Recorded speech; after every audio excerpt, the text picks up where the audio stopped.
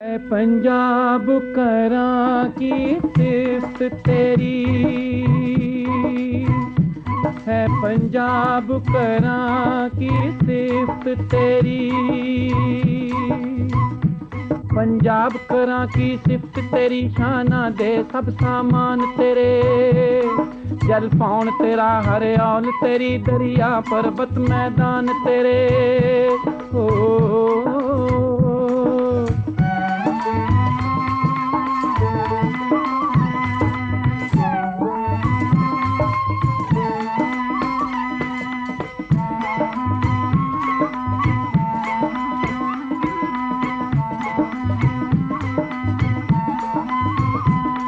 बाबा नानक बाबा फरीद अपनी छाती ते पाले तू। दुनिया नू चानण देण लई कई रोशन दीवे बाले तू। तू आजादी दा आगू है ओ,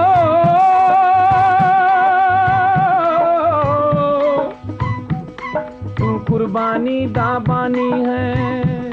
सारे औकड़ पिया भरावां दी तू है करदा अगवानी है। क्या चूड़े बीड़े फबदे ने जो बनमतियां मुटियारां दे। जद पान मदानी चाटी विच तद शोर उठन कुमकारां दे। कोई तुम्बदी है कोई कतदी है, कोई पींदी है कोई चढ़दी है। कोई सिउंदी कोई परोंदी है, कोई वेला बूटे कटदी है।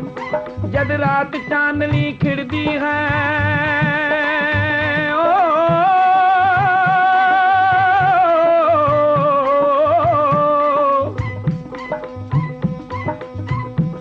जद रात चांदनी खिड़दी है, कोई राग इलाही छिड़दा है। गिद्धे नू लोड़ा आंदा है, जो बनते बिरहा फिरदा है।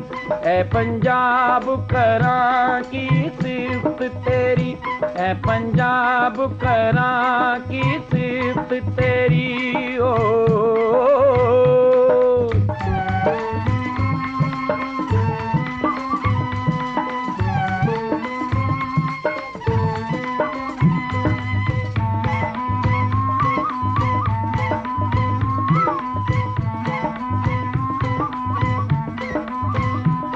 तेरी मां क्यों मिठी बोली दी जी कर दिया सिफ्त न रजदा है। उर्दू हिंदी दिया साजा विच सुर ताल तेरा ही वजदा है। बसे रसे कर बार तेरा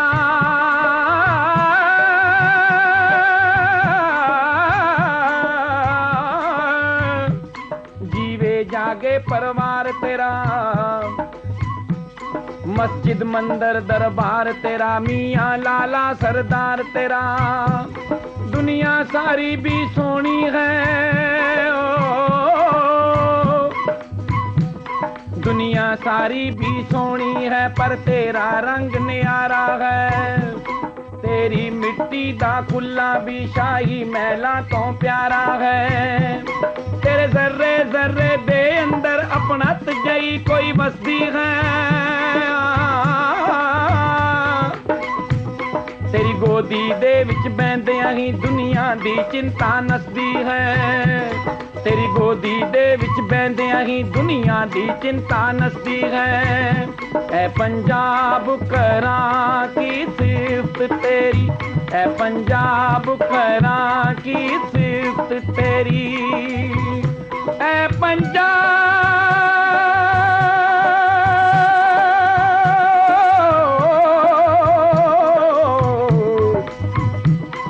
पंजाब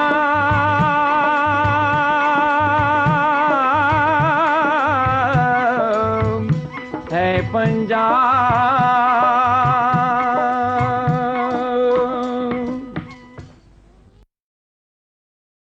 है पंजाब करां की सिफ्त तेरी, है पंजाब करां की सिफ्त तेरी। पंजाब करा की सिफत तेरी शाना दे सब सामान तेरे जल पौन तेरा हरियाल तेरी दरिया पर्वत मैदान तेरे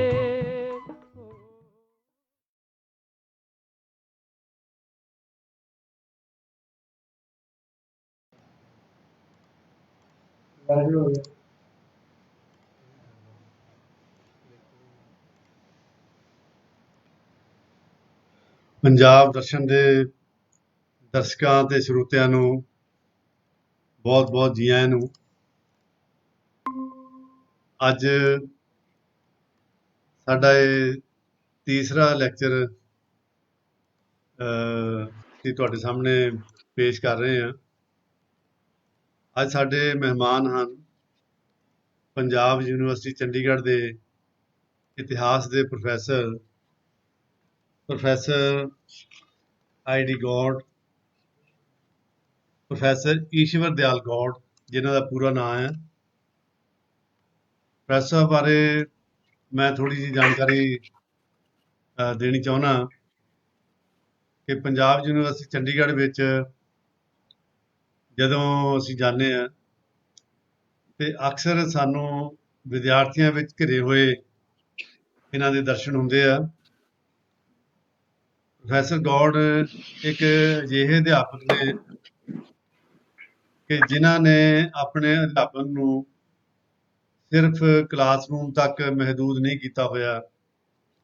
ਇਸ ਤਰ੍ਹਾਂ ਲੱਗਦਾ ਕਿ ਕਿ ਸਾਰਾ ਸਮਾਜ ਇਹਨਾਂ ਦਾ ਕਲਾਸਰੂਮ ਹੈ ਔਰ ਇਹ ਤੁਹਾਨੂੰ ਚੰਡੀਗੜ੍ਹ ਵਿੱਚ ਕਿਤੇ ਵੀ ਲੇਕ ਤੇ ਮਿਲਣ, 17 ਸੈਕਟਰ ਮਿਲਣ ਜਾਂ ਕਿਤੇ ਵੀ ਮਿਲਣ, ਕਿਸੇ ਬੁੱਕ ਫੇਅਰ ਤੇ ਮਿਲਣ, ਕਿਸੇ ਸੈਮੀਨਾਰ ਤੇ ਮਿਲਣ, ਇਹਨਾਂ ਦੇ ਨਾਲ ਇਹਨਾਂ ਦੇ ਵਿਦਿਆਰਥੀ ਹੁੰਦੇ ਆ ਤੇ ਆਪਣੇ ਵਿਦਿਆਰਥੀਆਂ ਨੂੰ ਨਾਲ ਰੱਖਦੇ ਆ ਤੇ ਉਹਨਾਂ ਨੂੰ ਪਿਆਰ ਕਰਦੇ ਆ ਤੇ ਇਹਨਾਂ ਦੇ ਵਿਦਿਆਰਥੀ ਵੀ ਪ੍ਰੋਫੈਸਰ ਨੂੰ ਬਹੁਤ ਮੁਹੱਬਤ ਕਰਦੇ ਆ।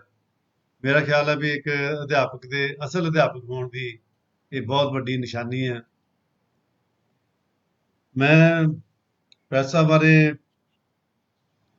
ਇਹ ਗੱਲ ਦੱਸਣੀ ਚਾਹੁੰਦਾ ਕਿ ਇਤਿਹਾਸ ਇੱਕ ਐਸਾ ਵਿਸ਼ਾ ਜਿਹਦੇ ਬਾਰੇ ਅਕਸਰ ਲੋਕਾਂ ਦੀ ਜਿਹੜੀ ਇੱਕ ਰਾਏ ਆ ਉਹ ਇਸ ਤਰ੍ਹਾਂ ਦੀ ਰਹਿੰਦੀ ਹੈ ਕਿ ਜਿਵੇਂ ਵੀ ਇੱਕ ਬੜਾ ਅਰੌਚਕ ਵਿਸ਼ਾ ਆ। ਲੋਕਾਂ ਦੀ ਇਹਦੇ ਵਿੱਚ ਬਹੁਤੀ ਰੁਚੀ ਨਹੀਂ ਹੁੰਦੀ। ਲੋਕਾਂ ਨੂੰ ਲੱਗਦਾ ਵੀ ਇਹ ਬੋਰ ਕਰਨ ਵਾਲਾ ਵਿਸ਼ਾ ਹੈ। ਸਾਡੇ ਕਾਲਜਾਂ ਵਿੱਚ ਵਿਦਿਆਰਥੀ ਇਤਿਹਾਸ ਸਬਜੈਕਟ ਨੂੰ ਪੜ੍ਹਨ ਤੋਂ ਥੋੜਾ ਕਤਰਾਉਂਦੇ ਆ, ਲੇਕਿਨ ਪ੍ਰੋਫੈਸਰ ਸਾਹਿਬ ਨੇ ਇਤਿਹਾਸ ਨੂੰ ਇਸ ਤਰ੍ਹਾਂ ਪੜ੍ਹਿਆ, ਇਸ ਤਰ੍ਹਾਂ ਸਮਝਿਆ ਤੇ ਆਪਣੇ ਵਿਦਿਆਰਥੀਆਂ ਨੂੰ ਇਸ ਤਰ੍ਹਾਂ ਸਮਝਾਉਂਦੇ ਹਨ ਕਿ ਇਹਦੇ ਵਿੱਚ ਵਿਦਿਆਰਥੀ ਰੁਚੀ ਲੈਣ ਲੱਗ ਪੈਂਦੇ ਆ ਤੇ ਵਿਦਿਆਰਥੀਆਂ ਨੂੰ ਇਹ ਸਬਜੈਕਟ ਬਹੁਤ ਅੱਛਾ ਲੱਗਣ ਲੱਗ ਪੈਂਦਾ। ਮੈਂ ਇੱਕ ਇਤਿਹਾਸਕਾਰ ਲਿਓਪੋਲਡ ਵੌਨ ਰੈਂਕ, ਉਹਦੀ ਇੱਕ ਕੋਟ ਤੁਹਾਡੇ ਸਾਹਮਣੇ ਰੱਖਣਾ ਚਾਹੁੰਦਾ। ਉਹਦੇ ਬਾਰੇ ਮਸ਼ਹੂਰ ਹੈ ਕਿ ਉਹ ਇੱਕ ਆਪਣੀ ਕਿਤਾਬ ਲਿਖ ਰਿਹਾ ਸੀਗਾ ਇਤਿਹਾਸ ਦੀ, ਕਿ ਉਹਦੇ ਬਾਹਰਲੇ ਪਾਸੇ ਉਹਨੂੰ ਰੌਲਾ ਸੁਣਿਆ ਤੇ ਉੱਠ ਕੇ ਬਾਹਰ ਗਿਆ ਤੇ ਉਹਨੇ ਦੇਖਿਆ ਕੋਈ ਐਕਸੀਡੈਂਟ ਹੋਇਆ ਸੀਗਾ ਤੇ ਉਹਨੇ ਲੋਕਾਂ ਤੋਂ ਉਹਦੇ ਬਾਰੇ ਰਾਏ ਲਈ ਤੇ ਕੋਈ ਕੁਛ ਕਹਿੰਦਾ ਸੀਗਾ, ਕੋਈ ਕੁਛ ਕਹਿੰਦਾ ਸੀਗਾ ਤੇ ਉਹ ਇਤਿਹਾਸਕਾਰ ਬੜਾ ਨਿਰਾਸ਼ ਹੋਇਆ ਔਰ ਉਹਨੇ ਫਿਰ ਲਿਖਿਆ ਕਿ ਇੱਕ ਘਟਨਾ ਜਿਹੜੀ ਸਾਡੇ 1 ਘੰਟਾ ਪਹਿਲਾਂ ਹੋਈ ਆ ਕਿ ਉਹਦੇ ਬਾਰੇ ਸਾਨੂੰ ਸਹੀ ਜਾਣਕਾਰੀ ਨਹੀਂ ਮਿਲਦੀ। ਜਿਹੜੀ ਘਟਨਾਵਾਂ ਹਜ਼ਾਰਾਂ ਸਾਲ ਪਹਿਲਾਂ ਹੋਈਆਂ ਉਹਨਾਂ ਬਾਰੇ ਅਸੀਂ ਕੀ ਸੱਚ ਜਾਣ ਸਕਦੇ ਹਾਂ, ਕੀ ਉਹਦੇ ਬਾਰੇ ਵੀ ਸੱਚ ਹੈ ਕਿ ਝੂਠ ਹੈ, ਕੀ ਦੱਸਿਆ ਜਾ ਸਕਦਾ। ਉਹ ਨਿਰਾਸ਼ ਹੋ ਗਿਆ ਸੀਗਾ ਔਰ ਆਮ ਲੋਕਾਂ ਦੀ ਲੇਮੈਨ ਜਿਹੜੇ ਵਿਦਿਆਰਥੀ ਜਾਂ ਲੋਕ ਹੁੰਦੇ ਆ ਉਹਨਾਂ ਦੀ ਇਤਿਹਾਸ ਬਾਰੇ ਇਸ ਤਰ੍ਹਾਂ ਦੀ ਰਾਏ ਅਸੀਂ ਅਕਸਰ ਦੇਖੀ ਦੀ ਹੈ। ਪਰ ਜਿਹੜੇ ਸੂਝਵਾਨ ਇਤਿਹਾਸਕਾਰ ਉਹ ਇਹਨਾਂ ਗੱਲਾਂ ਤੋਂ ਬਹੁਤ ਚੰਗੀ ਤਰ੍ਹਾਂ ਵਾਕਿਫ ਹੁੰਦੇ ਆ ਔਰ ਉਹ ਇਤਿਹਾਸ ਜਾਂ ਜਿਹੜਾ ਲਿਖਿਆ ਹੋਇਆ ਉਹ ਤੋਂ ਉਹਦੀ ਗਹਿਰਾਈ ਵਿੱਚ ਉਤਰਨਾ, ਉਹਦੇ ਅੰਤਰੀਵ ਝਾਤ ਮਾਰਨੀ, ਇੱਕ ਟਰਾਂਸਪੇਰੈਂਟ ਹੋ ਜਾਣਾ, ਉਹ ਜਾਣਦੇ ਹੁੰਦੇ ਉਹਨਾਂ ਕੋਲ ਇੱਕ ਗੁਰ ਜਿਹੜਾ ਉਹਨਾਂ ਨੂੰ ਪ੍ਰਾਪਤ ਹੁੰਦਾ। ਪੰਜਾਬ ਦੇ ਇੱਕ ਵਿਦਵਾਨ ਨੇ ਇਤਿਹਾਸ ਦੇ 3 ਸਟੈਪ ਦੱਸੇ ਆ ਵੀ ਇਤਿਹਾਸਕਾਰ ਜਿਹੜਾ ਪਹਿਲਾ ਸਟੈਪ ਇਤਿਹਾਸ ਦਾ ਹੁੰਦਾ ਕਿ ਉਹਦੇ ਵਿੱਚ ਉਹਨੇ ਕੁਝ ਫੈਕਟ ਜਿਹੜੇ ਆ ਕਲੈਕਟ ਕਰਨੇ ਹੁੰਦੇ ਆ ਔਰ ਇਹ ਕੋਈ ਵੀ ਬੰਦਾ ਕਰ ਸਕਦਾ। ਤੇ ਦੂਜਾ ਸਟੈਪ ਜਿਹੜਾ ਇਤਿਹਾਸ ਦਾ ਹੁੰਦਾ ਕਿ ਉਹਨੇ ਉਹਨਾਂ ਨੂੰ ਉਹਨਾਂ ਵਿੱਚੋਂ ਕੁਝ ਫੈਕਟ ਜਿਹੜੇ ਆ ਸਿਲੈਕਟ ਕਰਨੇ ਹੁੰਦੇ ਆ, ਚੂਜ਼ ਕਰਨੇ ਹੁੰਦੇ ਆ, ਉਹਨਾਂ 'ਚ ਠੀਕ ਕਿਹੜੇ ਆ, ਗਲਤ ਕਿਹੜੇ ਆ। ਇਹਦੇ ਲਈ ਥੋੜ੍ਹੀ ਜਿਹੀ ਬੁੱਧੀ ਦੀ ਲੋੜ ਹੈ, ਥੋੜ੍ਹੀ ਜਿਹੀ ਸਿਆਣਪ ਦੀ ਲੋੜ ਹੈ। ਪਰ ਇਹ ਤੋਂ ਅਗਲਾ ਸਟੈਪ ਜਿਹੜਾ ਤੀਜਾ ਸਟੈਪ ਹੈ ਕਿ ਉਹਨੇ ਉਹਨਾਂ ਨੂੰ ਇਨੈਕਟ ਕਰਨਾ ਹੁੰਦਾ, ਉਹਨੇ ਉਹਨਾਂ ਨੂੰ ਜੋੜਨਾ ਹੁੰਦਾ, ਜਿਹਦੇ ਬਾਰੇ ਤੁਸੀਂ ਕਹਿ ਸਕਦੇ ਆ ਵੀ ਉਹਨਾਂ ਨੂੰ ਟੂ ਪੁੱਟ ਇਨ ਐਕਟ, ਵੀ ਇੱਕ ਚੱਲਦਾ ਫਿਰਦਾ ਇਤਿਹਾਸ, ਇੱਕ ਸਾਹ ਲੈਂਦਾ ਇਤਿਹਾਸ ਤੁਹਾਡੇ ਸਾਹਮਣੇ ਪੇਸ਼ ਹੋਵੇ। ਇਸ ਕੰਮ ਲਈ ਕਿਉਂਕਿ ਫੈਕਟ ਤੁਹਾਨੂੰ ਸਾਰੇ ਨਹੀਂ ਮਿਲਦੇ ਹੁੰਦੇ, ਬਹੁਤ ਸਾਰੇ ਗੈਪਸ ਹੁੰਦੇ ਆ, ਔਰ ਉਹ ਜਿਹੜੇ ਗੈਪ ਜਿਹੜੇ ਫੈਕਟਸ ਦੇ ਵਿੱਚ ਹੁੰਦੇ ਆ ਉਹਨਾਂ ਨੂੰ ਜੋੜਨਾ ਹੁੰਦਾ ਤੁਸੀਂ। ਉਹ ਜਦੋਂ ਉਹਨਾਂ ਨੂੰ ਜੋੜਨਾ ਹੁੰਦਾ ਉਹ ਖਾਲੀ ਥਾਵਾਂ ਭਰਨੀਆਂ ਹੁੰਦੀਆਂ, ਉਹਦੇ ਲਈ ਤੁਹਾਨੂੰ ਕਵਿਤਾ ਦੀ ਲੋੜ ਪੈਂਦੀ ਹੈ, ਕਲਪਨਾ ਦੀ ਲੋੜ ਪੈਂਦੀ ਹੈ, ਪੋਇਟਰੀ ਦੀ ਲੋੜ ਪੈਂਦੀ ਹੈ। ਔਰ ਪ੍ਰੋਫੈਸਰ ਈਸ਼ਵਰ ਦਿਆਲ ਗੌੜ ਇਹ ਪੰਜਾਬ ਦੇ ਪੰਜਾਬੀ ਦੇ ਬਹੁਤ ਵੱਡੇ ਕਵੀ ਵੀ ਹਨ, ਔਰ ਇਸ ਕਰਕੇ ਮੈਂ ਇਹਨਾਂ ਨੂੰ ਕਹਿੰਦਾ ਵੀ ਇਹ ਨਿਰੇ ਇਤਿਹਾਸਕਾਰ ਨਹੀਂ, ਇਹ ਕਵੀ ਇਤਿਹਾਸਕਾਰ ਹੈ। ਪੰਜਾਬ ਦੇ ਇੱਕ ਬਹੁਤ ਵੱਡੇ ਇਤਿਹਾਸਕਾਰ ਹੋਏ ਆ ਭਾਈ ਸੰਤੋਖ ਸਿੰਘ ਚੂੜਾਮਣੀ, ਇਤਿਹਾਸਕਾਰ ਜਿਨ੍ਹਾਂ ਨੂੰ ਕਿਹਾ ਜਾਂਦਾ ਹੈ, ਔਰ ਉਹ ਬਹੁਤ ਵੱਡੇ ਪੋਇਟ ਲੌਰੀਏਟ ਵੀ ਸੀਗੇ। ਉਹਨਾਂ ਬਾਰੇ ਇਤਿਹਾਸ ਵਿੱਚ ਲਿਖਿਆ ਮਿਲਦਾ ਕਿ ਉਹ ਜਦੋਂ ਬਹੁਤ ਸਾਰੇ ਫੈਕਟਸ ਇਕੱਠੇ ਕਰਕੇ ਉਹਨਾਂ ਨੂੰ ਜੋੜਦੇ ਸੀਗੇ ਤੇ ਉਹ ਕਈ ਦਿਨ ਬੰਦਗੀ ਵਿੱਚ ਉਤਰ ਜਾਂਦੇ ਸੀਗੇ, ਟਰਾਂਸ ਵਿੱਚ ਚਲੇ ਜਾਂਦੇ ਸੀਗੇ ਕਈ ਦਿਨ। ਔਰ ਜਦੋਂ ਉਹਨਾਂ ਦੇ ਅੰਦਰ ਜਾ ਕੇ ਉਹ ਸਾਰੀਆਂ ਚੀਜ਼ਾਂ ਜੁੜ ਜਾਂਦੀਆਂ ਸੀਗੀਆਂ, ਉਹ ਸਾਹ ਲੈਂਦੀਆਂ ਉਹਨਾਂ ਨੂੰ ਸਾਹਮਣੇ ਦਿਖ ਜਾਂਦੀਆਂ ਸੀਗੀਆਂ, ਤੇ ਉਦੋਂ ਉਹਨਾਂ ਨੂੰ ਫਿਰ ਉਹ ਲਿਖਦੇ ਸੀਗੇ ਕਵਿਤਾ ਵਿੱਚ। ਤੇ ਇਸ ਤਰ੍ਹਾਂ ਦੀ ਚੀਜ਼ ਜਿਹੜੀ ਆ ਮੈਂ ਨੋਟ ਕੀਤੀ ਆ ਪ੍ਰੋਫੈਸਰ ਗੌੜ ਸਾਹਿਬ ਦੇ ਵਿੱਚ, ਕਿ ਉਹ ਇਸ ਤਰ੍ਹਾਂ ਚੀਜ਼ਾਂ ਨੂੰ ਬਹੁਤ ਤਰੀਫਤਾ ਦੇ ਵਿੱਚ ਜਾ ਕੇ ਦੇਖਦੇ ਆ, ਗਹਿਰਾਈ ਵਿੱਚ ਜਾ ਕੇ ਉਹਨਾਂ ਨੂੰ ਜੋੜਦੇ ਆ। ਇੱਕ ਉਹਨਾਂ ਦੀ ਪ੍ਰੈਸ ਸਾਹਿਬ ਦੀ ਸਾਹਿਤਕਾਰੀ ਬਾਰੇ ਮੈਂ ਹੋਰ ਤੱਥ ਜਿਹੜਾ ਦੇਖਿਆ, ਜਿਹੜਾ ਮੈਂ ਅਨੁਭਵ ਕੀਤਾ, ਉਹ ਇਹ ਹੈ ਕਿ ਬਹੁਤ ਸਾਰੇ ਲੋਕਾਂ ਲਈ ਜਿਹੜਾ ਇਤਿਹਾਸ ਦਾ ਜਿਹੜਾ ਸੋਮਾ ਹੁੰਦਾ ਆ, ਉਹ ਲਿਖਤੀ ਗ੍ਰੰਥ ਹੁੰਦੇ ਆ, ਕਿਤਾਬਾਂ ਹੁੰਦੀਆਂ ਲੋਕਾਂ ਦੀ ਲਿਖੀਆਂ ਹੋਈਆਂ। ਪਰ ਪ੍ਰੈਸ ਸਾਹਿਬ ਜਿਹੜੇ ਆ ਉਹ ਜਦੋਂ ਇਤਿਹਾਸ ਨੂੰ ਦੇਖਦੇ ਆ ਤੇ ਉਹ ਉਸ ਸਮੇਂ ਵਿੱਚ ਚਲੇ ਜਾਂਦੇ ਆ, ਉਸ ਸਮੇਂ ਦੀਆਂ ਵਸਤਾਂ ਨੂੰ ਦੇਖਦੇ ਆ, ਉਸ ਚੀਜ਼ਾਂ ਨੂੰ ਦੇਖਦੇ ਆ, ਖਾਸ ਤੌਰ ਦੇ ਉੱਤੇ ਜਿਹਨੂੰ ਅਸੀਂ ਫੋਕਲੋਰ ਕਹਿੰਦੇ ਆ, ਲੋਕ ਜਾਨ ਕਹਿੰਦੇ ਆ। ਪ੍ਰੈਸ ਸਾਹਿਬ ਉਹਨਾਂ ਚੀਜ਼ਾਂ ਨੂੰ, ਸਾਡੇ ਲੋਕ ਜਾਨ ਦੀਆਂ ਚੀਜ਼ਾਂ ਨੂੰ, ਫੋਕਲੋਰ ਦੀਆਂ ਚੀਜ਼ਾਂ ਨੂੰ, ਸਾਡੇ ਵਸਤੂ ਵਿਹਾਰ ਦੀਆਂ ਚੀਜ਼ਾਂ ਨੂੰ, ਉਹਨਾਂ ਦਾ ਉਹ ਇੱਕ ਸ਼ਬਦ ਵਰਤਦੇ, ਜਿਹੜਾ ਮੈਨੂੰ ਉਹਨਾਂ ਦਾ ਸ਼ਬਦ ਵਰਤਿਆ ਹੋਇਆ ਬਹੁਤ ਖੂਬਸੂਰਤ ਸ਼ਬਦ ਲੱਗਦਾ। ਉਹ ਕਹਿੰਦੇ ਆ ਵੀ ਇਹ ਸਾਡੇ ਇਹ ਮਿਸਲਖਾਨੇ ਆ, ਪਰ ਇਹ ਫਾਈਲਾਂ ਆ ਸਾਡੀਆਂ, ਜਿਹਦੇ ਵਿੱਚ ਸਾਡਾ ਇਤਿਹਾਸ ਜਿਹੜਾ ਉਹ ਪਿਆ। ਪ੍ਰੈਸ ਸਾਹਿਬ ਉਹਨਾਂ ਮਿਸਲਖਾਨਿਆਂ ਨੂੰ ਖੋਲ੍ਹਦੇ ਆ, ਉਹਨਾਂ ਨੂੰ ਪੜ੍ਹਦੇ ਆ, ਉਹਨਾਂ ਨੂੰ ਸਮਝਦੇ ਆ, ਉਹਨਾਂ ਨੂੰ ਸਮਝਾਉਂਦੇ ਆ।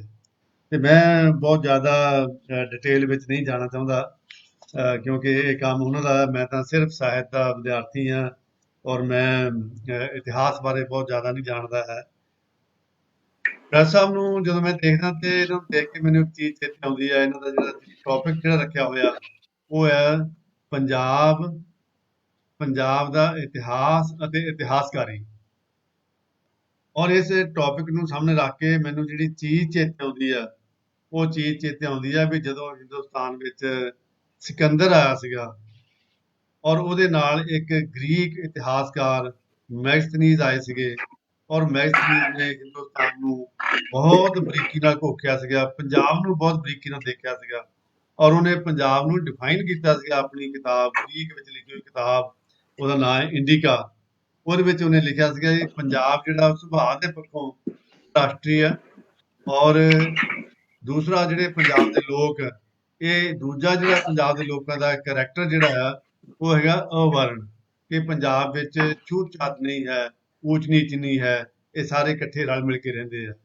ਇਹ ਦੋ ਗੱਲਾਂ ਜਿਹੜੀਆਂ ਗ੍ਰੀਕ ਇਤਿਹਾਸਕਾਰ ਮੈਗਸਥਨੀਜ਼ ਨੇ ਲਿਖੀਆਂ, ਇਹਨਾਂ ਗੱਲਾਂ ਨੂੰ ਸਾਹਮਣੇ ਰੱਖ ਕੇ ਮੈਂ ਅੱਜ ਦਾ ਪ੍ਰੋਫੈਸਰ ਈਸ਼ਵਰ ਦਿਆਲ ਗੌੜ ਜੀ ਦਾ ਇਹ ਲੈਕਚਰ ਅਸੀਂ ਡੈਡੀਕੇਟ ਕਰਨਾ ਚਾਹੁੰਦੇ ਆ ਉਸ ਮੈਗਸਥਨੀਜ਼ ਦੀ ਉਸ ਕਿਤਾਬ ਨੂੰ, ਇੰਡੀਕਾ ਨੂੰ।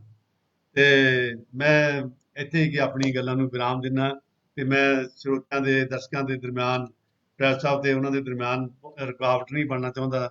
ਮੈਂ ਚਾਹੁੰਦਾ ਕਿ ਪ੍ਰੈਸ ਸਾਹਿਬ ਨੂੰ ਉਹਨਾਂ ਕੋਲ ਅਸੀਂ ਪਹੁੰਚੀਏ।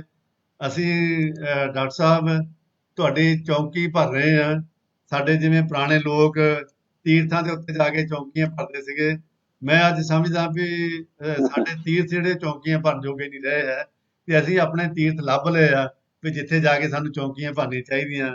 ਸਾਡਾ ਇੱਕ ਤੀਰਥ ਸਥਾਨ ਚੰਡੀਗੜ੍ਹ ਵਿੱਚ ਹੈ, ਡਾਕਟਰ ਈਸ਼ਵਰ ਦਿਆਲ ਗੌੜ।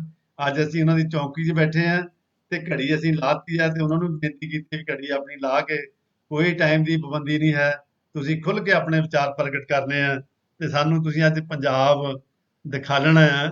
ਜਿਵੇਂ ਕਹਿੰਦੇ ਨਾ ਵੀ ਇੱਕ ਇਵੋਕ ਕਰਨਾ, ਇੱਕ ਇਨਵੋਕ ਕਰਨਾ, ਅੱਜ ਤੁਸੀਂ ਸਾਡੇ ਸਾਹਮਣੇ ਪੰਜਾਬ ਇਨਵੋਕ ਕਰਨਾ ਹੈ ਕਿ ਸਾਨੂੰ ਪੰਜਾਬ ਸਾਖਾਤ ਦਿਖੇ।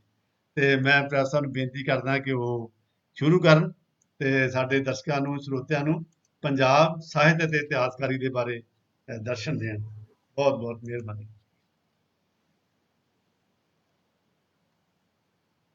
ਹਾਂਜੀ ਪ੍ਰੈਸ ਸਾਹਿਬ। ਹਾਂਜੀ, मेरी आवाज आ रही है सर? बिल्कुल सर, बिल्कुल। हाँ जी। हाँ, स्क्रीन ते मैं नहीं आ रहा हैगा। नहीं आ रहे हैं जी, बहुत चंगी तरह। अच्छा, आ रहे हैं। हाँ, सानू देख रहे हैं जी। हाँ जी। अच्छा जी, शुक्रिया प्रोफੈਸਰ ਅਵਤਾਰ ਸਿੰਘ ਜੀ। ਪੰਜਾਬ ਦੀ ਆਬਾ ਆਬਰੂ ਨੂੰ ਮੁੜ ਸਰਜੀਤ ਕਰਨ ਲਈ ਆਪ ਨੇ ਤੇ ਆਪ ਦੇ ਸਾਥੀਆਂ ਨੇ ਜੋ ਉਦਮ ਕੀਤਾ ਹੈ, ਉਸ ਦੀ ਮੈਂ ਤੁਹਾਨੂੰ ਸਾਰਿਆਂ ਨੂੰ ਬੜੀ ਮੁਬਾਰਕਬਾਦ ਦਿੰਦਾ। ਇਸ ਤੋਂ ਵੱਡੀ ਗੱਲ ਇਹ ਹੈਗੀ ਆ ਕਿ ਪ੍ਰੋਫੈਸਰ ਹਰਜੀਤ ਸਿੰਘ ਗਿੱਲ ਹੋਰਾਂ ਦੇ ਇਨੈਗੁਰਲ ਲੈਕਚਰਸ ਜਿਹੜੇ ਸੀ ਉਹ ਬੜੇ ਹੀ ਪਰਸੈਪਟਿਵ ਸਨ।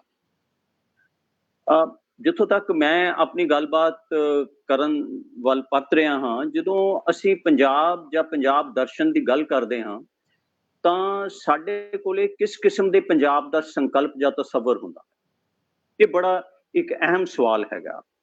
ਕਿਉਂਕਿ ਜਿਸ ਕਿਸਮ ਦੇ ਪੰਜਾਬ ਦਾ ਸੰਕਲਪ ਜਾਂ ਤਸੱਵਰ ਹੋਵੇਗਾ, ਉਸ ਕਿਸਮ ਦੇ ਮਿਸਲਖਾਨੇ ਜਾਂ ਆਰਕਾਈਵਸ ਹੀ ਇਤਿਹਾਸਕਾਰੀ ਜਾਂ ਇਤਿਹਾਸ ਸਾਜੀ ਦੀ ਬੁਨਿਆਦ ਹੋਣਗੇ। ਪੰਜਾਬ ਦਰਸ਼ਨ ਕਰਵਾਉਣ ਵਾਲੇ ਮਿਸਲਖਾਨੇ ਵੰਨ ਸਵੰਨੀਆਂ ਸ਼ਕਲਾਂ ਸੂਰਤਾਂ 'ਚ ਪੰਜਾਬ ਰੀਜਨ ਦੇ ਸਿੰਧ ਤੋਂ ਲੈ ਕੇ ਗੰਗਾ ਜਮਨਾ ਦੁਆਬ ਤੱਕ ਫੈਲੇ ਹੋਏ ਹਨ। ਇਸ ਕਰਕੇ ਮੈਂ ਦੱਸਣਾ ਚਾਹੁੰਦਾ ਕਿ ਮੇਰੇ ਤਸੱਵਰ ਦੇ ਵਿੱਚ, ਮੇਰੇ ਸੰਕਲਪ ਦੇ ਵਿੱਚ ਜਿਹੜਾ ਪੰਜਾਬ ਹੈਗਾ, ਪੰਜਾਬ ਇੱਕ ਰੀਜਨ ਹੈ ਜਿਹੜਾ ਸਿੰਧ ਤੋਂ ਗੰਗਾ ਜਮਨਾ ਦੁਆਬ ਤੱਕ ਫੈਲਿਆ ਹੋਇਆ ਹੈ। ਇਹ ਪੰਜਾਬ ਜਿਹੜਾ ਰੀਜਨ ਹੈਗਾ, ਇਹ ਸਿਆਸੀ ਤੇ ਜਿਹੜੀਆਂ ਪ੍ਰਸ਼ਾਸਨਿਕ ਹੱਦਾਂ ਦੇ ਹਨ ਦਾ ਸੁੰਗੜਿਆ ਤੇ ਸੰਕੀਰਨ ਨਹੀਂ ਹੈਗਾ। Administrative boundaries, state boundaries are different from Punjab. Punjab is something else. It's a region.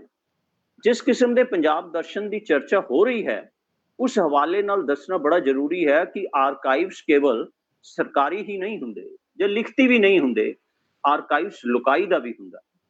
ਔਰੈਲਿਟੀ ਤੇ ਮੈਮਰੀ ਵੀ ਆਰਕਾਈਵਸ ਹੁੰਦੇ ਹਨ, ਜੋ ਉਨੇ ਹੀ ਸੇਕਰਡ ਹੁੰਦੇ ਹਨ ਜਿੰਨੇ ਸਰਕਾਰੀ, ਸ਼ਾਹੀ ਤੇ ਲਿਖਤੀ ਮਿਸਲਖਾਨੇ ਹੁੰਦੇ ਹਨ। ਬੜੀ ਅਜੀਬ ਗੱਲ ਹੈ ਕਿ ਲਿਖਤ ਤੋਂ ਪਹਿਲਾਂ ਔਰੈਲਿਟੀ ਬੜਾ ਹੀ ਮੁਕੱਦਸ ਮਿਸਲਖਾਨਾ ਹੁੰਦਾ ਸੀ।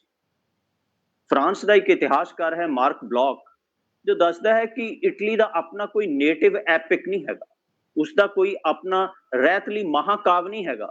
ਕਿਉਂ ਨਹੀਂ ਹੈਗਾ? ਕਿਉਂਕਿ ਫਿਊਡਲ ਦੌਰ 'ਚ ਇਟਲੀ ਕੁਝ ਮੁਲਕਾਂ 'ਚੋਂ ਅਜਿਹਾ ਮੁਲਕ ਸੀ ਜਿੱਥੇ ਰੀਡਿੰਗ ਦਾ ਕਲਚਰ ਮੌਜੂਦ ਸੀ ਤੇ ਇਟਲੀ ਦੇ ਲੋਕ ਆਪਣੇ ਬੀਤੇ ਨੂੰ ਲੋਕ ਗੀਤਾਂ 'ਚ ਬਿਆਨ ਕਰਨ ਦੀ ਬਜਾਏ ਲੈਟਿਨ ਕ੍ਰੋਨਿਕਲਸ ਨੂੰ ਪੜ੍ਹਨ 'ਚ ਜ਼ਿਆਦਾ ਆਨੰਦ ਮਾਣਦੇ ਸਨ। ਸੋ ਰੀਡਿੰਗਸ ਜਿਹੜੀ ਹੈਗੀ ਸੀ, ਉਸ ਰੀਡਿੰਗਸ ਨੇ ਕੀ ਕੀਤਾ ਕਿ ਇੱਕ ਐਪਿਕ ਹੋਣ ਦੇ ਵਿੱਚ ਨਹੀਂ ਆਇਆ ਹੈਗਾ, ਕਿਉਂਕਿ ਉੱਥੇ ਔਰੈਲਿਟੀ ਬੜੀ ਮਿਸ ਸੀ, ਕੰਸਪੀਕੁਅਸਲੀ ਮਿਸ ਸੀ।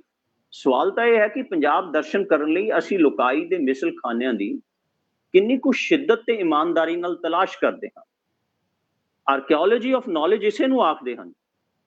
ਇਸੇ ਹੀ ਤਲਾਸ਼ ਨੇ ਪੰਜਾਬ ਦਰਸ਼ਨ ਦੇ ਏਜੰਡੇ ਨੂੰ ਵਸੀਹ ਕਰਨਾ ਹੈ ਅਤੇ ਪੰਜਾਬ ਦਾ ਜੋ ਫਾਊਂਡੇਸ਼ਨਲ ਫੰਡਾਮੈਂਟਲਿਸਟ ਸੰਕਲਪ ਸਟੇਟ, ਕੌਮ, ਮਜ਼ਹਬ ਦੇ ਲਿਬਾਸ 'ਚ ਮੌਜੂਦ ਹੈ, ਉਸ ਵਿੱਚ ਰਪਚਰ ਕ੍ਰੀਏਟ ਕਰਨਾ ਹੈ, ਉਸ ਵੱਢ ਮਾਰਨਾ ਹੈ।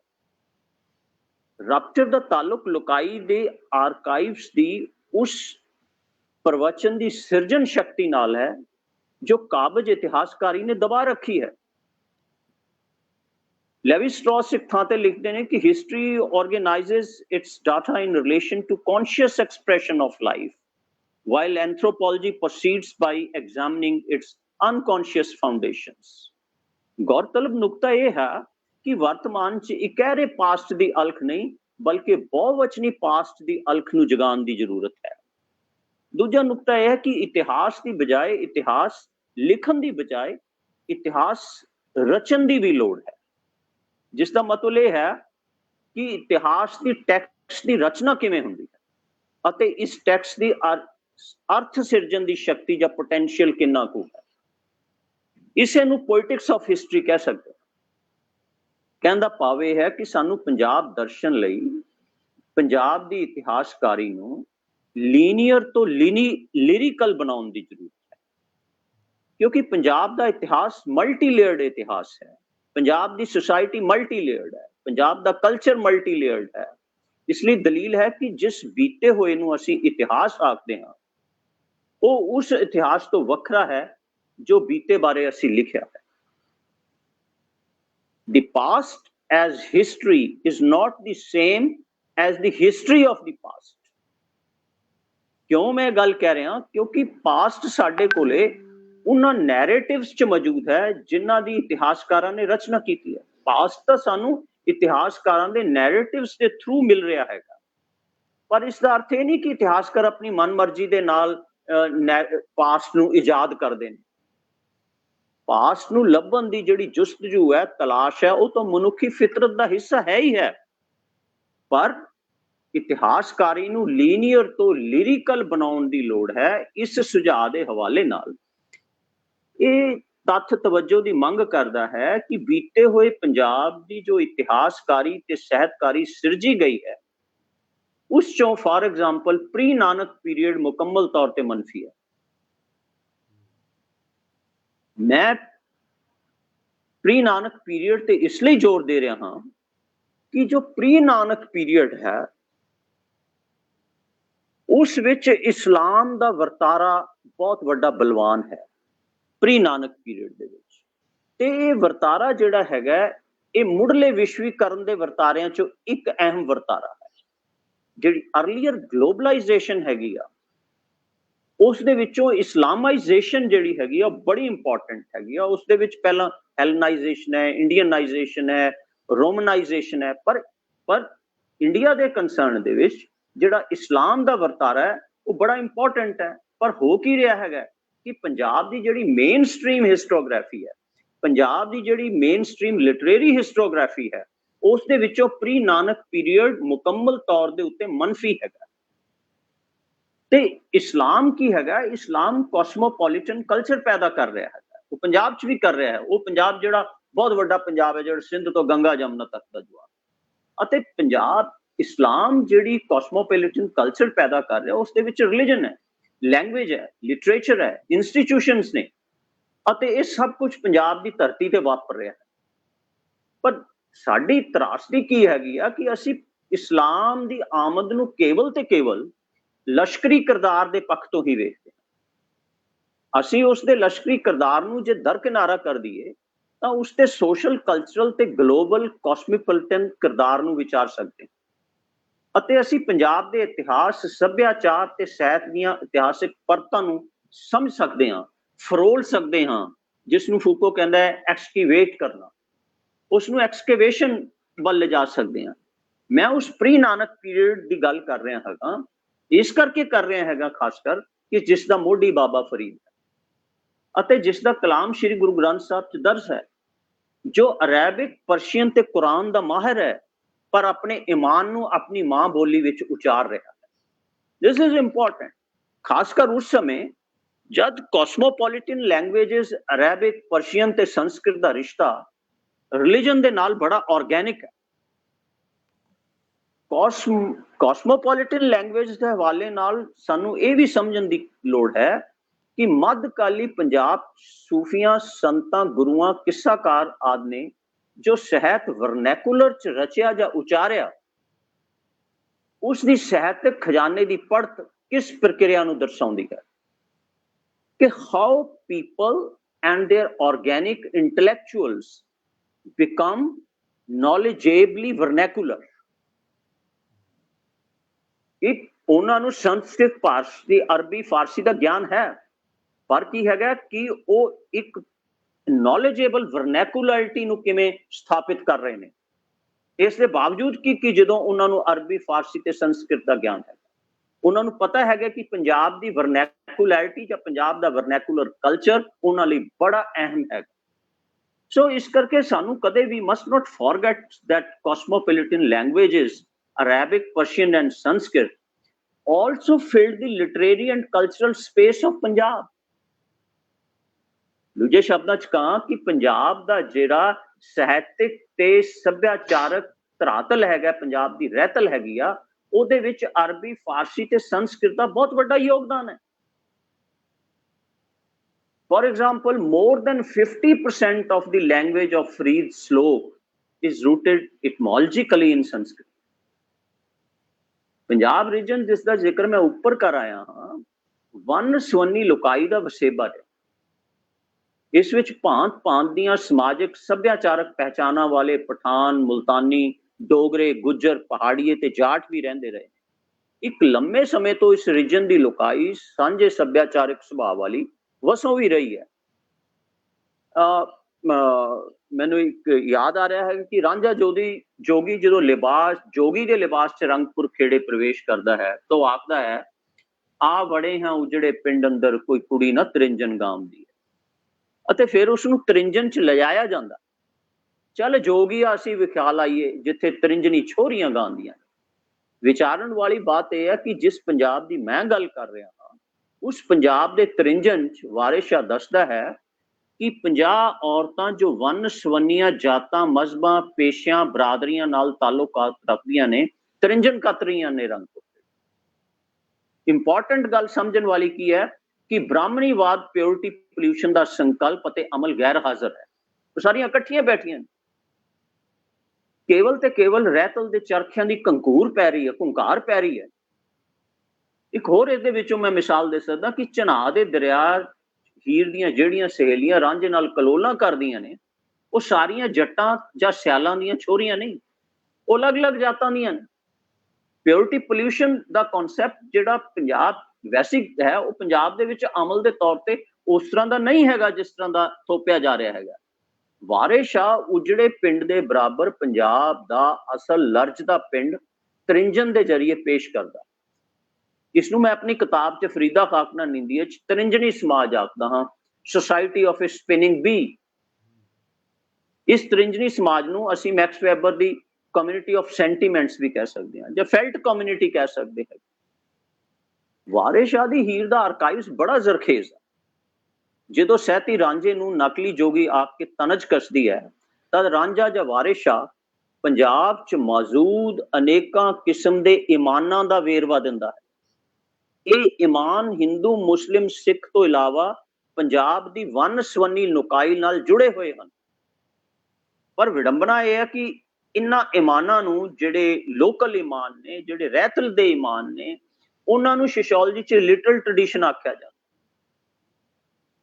ਗ੍ਰੇਟ ਤੇ ਲਿਟਰਲ ਟ੍ਰੈਡੀਸ਼ਨ ਦੀ ਡਿਸਕੋਰਸ ਇੱਕ ਖਾਸ ਕਿਸਮ ਦੀ ਹੈਜਮੋਨੀ ਦੀ ਗਵਾਹ ਹੈ। ਕਲਚਰਲ ਤੇ ਲਿਟਰੇਰੀ ਟ੍ਰੈਡੀਸ਼ਨਸ ਜਦ ਹਾਇਰਾਰਕੀਕਲ ਆਰਡਰ ਪ੍ਰਵੇਸ਼ ਕਰਦਾ ਹੈ ਤਾਂ ਕਿਸੇ ਵੀ ਖਿੱਤੇ ਦੀ ਕਲਚਰਲ, ਲਿਟਰੇਰੀ ਅਤੇ ਐਸਥੈਟਿਕ ਸਪੈਸੀਫਿਸਿਟੀ ਮਾਰਜਨਲਾਈਜ਼ਡ ਹੋ ਜਾਂਦੀ ਹੈ। ਇਹੀ ਕਲਚਰਲ ਤੇ ਲਿਟਰੇਰੀ ਹਾਇਰਾਰਕੀਕਲ ਆਰਡਰ ਦੇ ਖਿਲਾਫ ਗ੍ਰੈਮਸ਼ੀ ਆਪਣੀ ਪ੍ਰਿਜ਼ਨ ਨੋਟਬੁੱਕਸ ਦੇ ਵਿੱਚ ਸਬਾਲਟਰਨ ਦੇ ਹਵਾਲੇ ਨਾਲ ਲਿਖਦਾ। ਆਫੀਸ਼ੀਅਲ ਤੇ ਅਨਆਫੀਸ਼ੀਅਲ ਆਰਕਾਈਵਸ ਦੀ ਗੱਲ ਕਰਦਾ ਹੈ। ਅਨਆਫੀਸ਼ੀਅਲ ਆਰਕਾਈਵਸ ਦੇ ਹਵਾਲੇ ਨਾਲ ਆਟੋਨਮੀ ਤੇ ਸਪੌਂਟੇਨਿਟੀ ਦੀ ਚਰਚਾ ਕਰਦਾ ਹੈ।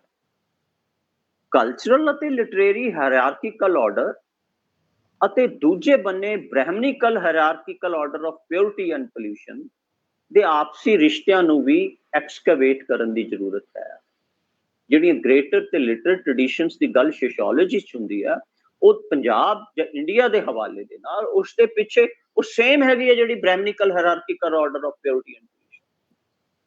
ਬਾਬਾ ਫਰੀਦ, ਬਾਬਾ ਨਾਨਕ, ਸ਼ਾਹ ਹੁਸੈਨ, ਬੁੱਲੇ ਸ਼ਾਹ ਪੰਜਾਬ ਦੀ ਵੰਨ ਸਵੰਨੀ ਲੋਕਾਈ 'ਚ ਵਿਚਰ ਰਹੇ ਸਨ। ਪਰ ਪੰਜਾਬ ਦੇ ਇਹਨਾਂ ਪੁਰਖਿਆਂ ਅਤੇ ਲੋਕਾਈ ਦੀ ਕਿਹੜੇ ਵੇਲੇ ਮਜ਼ਹਬੀ ਪਥਰਾਈ ਹੋ ਗਈ, ਪੰਜਾਬ ਦੇ ਇਤਿਹਾਸ ਦਾ ਅਹਿਮ ਸਵਾਲ ਹੈ। ਇਸ ਮਜ਼ਹਬੀ ਪਥਰਾਈ ਨੂੰ ਮੈਂ ਰਿਲੀਜੀਅਸ ਫੋਜ਼ਲਾਈਜੇਸ਼ਨ ਆਖਦਾ। ਜਿਸ ਰਿਲੀਜੀਅਸ ਫੋਜ਼ਲਾਈਜੇਸ਼ਨ ਦੇ ਖਿਲਾਫ ਬਾਬਾ ਨਾਨਕ ਲੜਿਆ, ਉਸ ਜੱਦੋ-ਜਹਿਦ ਬਾਰੇ ਪੰਜਾਬ ਦੀ ਇਤਿਹਾਸਕਾਰੀ ਨੂੰ ਸੋਚਣਾ ਚਾਹੀਦਾ।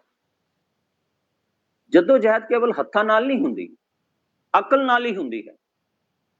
ਮੈਂ ਅਕਲ ਦਾ ਹਵਾਲਾ ਇਸ ਲਈ ਦੇ ਰਿਹਾ ਹਾਂ ਕਿ ਮੱਧਕਾਲੀ ਪੰਜਾਬੀ ਸਾਹਿਤ ਦੀ ਅਮੀਰ ਵਿਰਾਸਤ ਨੂੰ ਵੀ ਸਾਹਿਤਕਾਰੀ 'ਚ ਮੁਸਲਮਾਨ ਮੁਖੀ ਸੂਫੀ ਕਾਵਿ, ਹਿੰਦੂ ਮੁਖੀ ਭਗਤੀ ਕਾਵਿ, ਤੇ ਸਿੱਖ ਮੁਖੀ ਗੁਰਮਤ ਕਾਵਿ 'ਚ ਤਕਸੀਮ ਕੀਤਾ ਜਾਂਦਾ ਹੈ।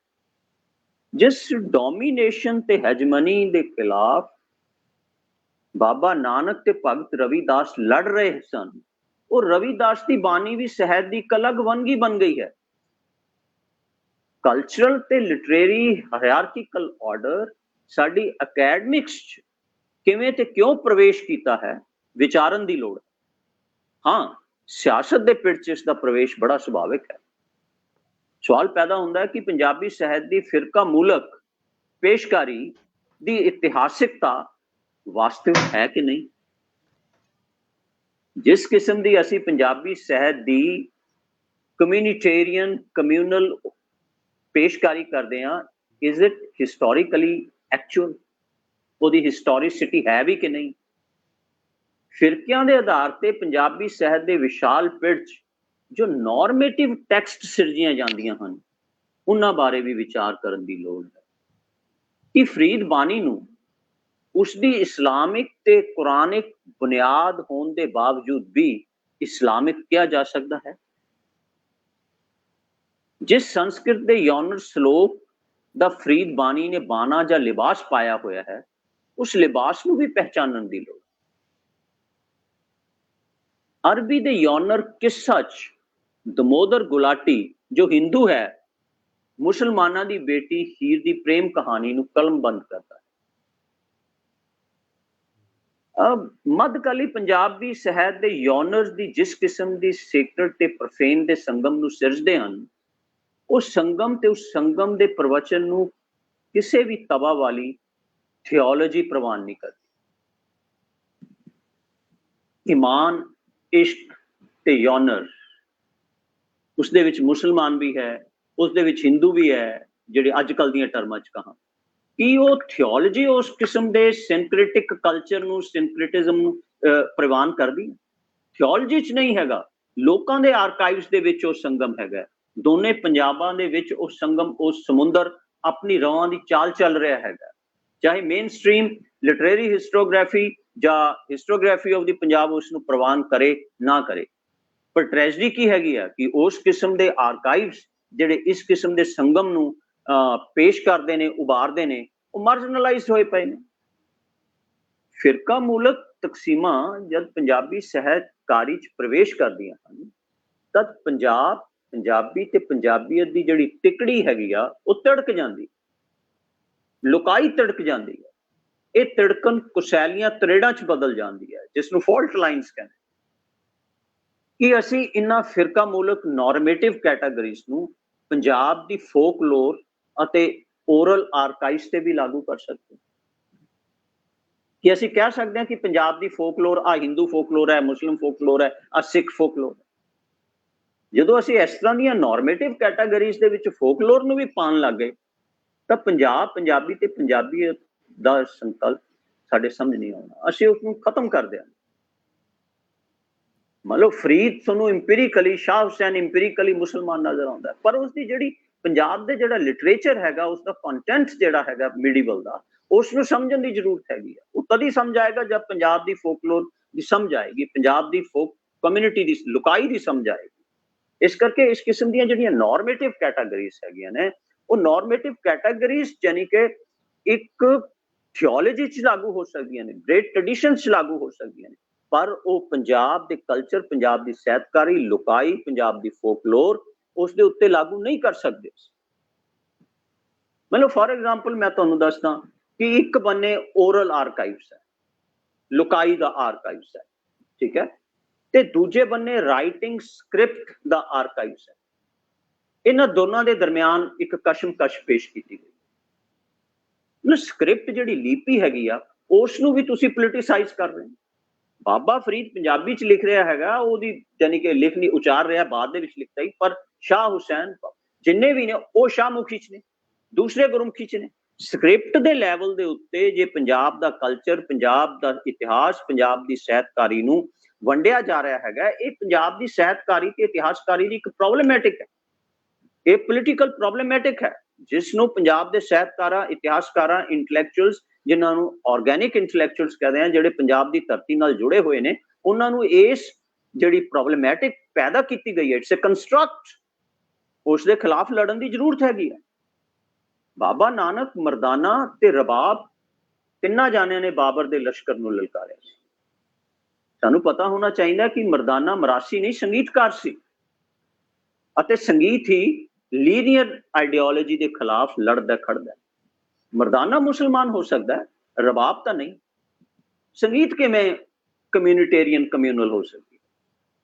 ਭਾਈ ਲਾਲੋ ਤਰਖਾਨ ਨਹੀਂ, ਕਿਰਤ ਦੀ ਜਿਉਂਦੀ ਜਾਗਦੀ ਮਿਸਾਲ ਸੀ। ਐਪਰ ਹੁਣ ਕਿਰਤ ਸ਼ਬਦ ਦੀ ਕੋਝੀ ਕਿਸਮ ਦੀ ਤਜਾਰਤ ਦਾ ਸ਼ਿਕਾਰ ਹੋ ਗਈ। ਕਿਰਤ ਵਿਦਨ ਕੋਟ, ਕਿਰਤ ਦੀਆਂ ਨਾਨ ਡਿਨੋਮੀਨੇਸ਼ਨਲ, ਡਿਵੋਸ਼ਨਲ, ਕਲਚਰਲ ਕੈਨੋਟੇਸ਼ਨ ਕਮੋਡਿਟੀ ਚ ਤਬਦੀਲ ਹੋ ਗਈਆਂ ਹਨ।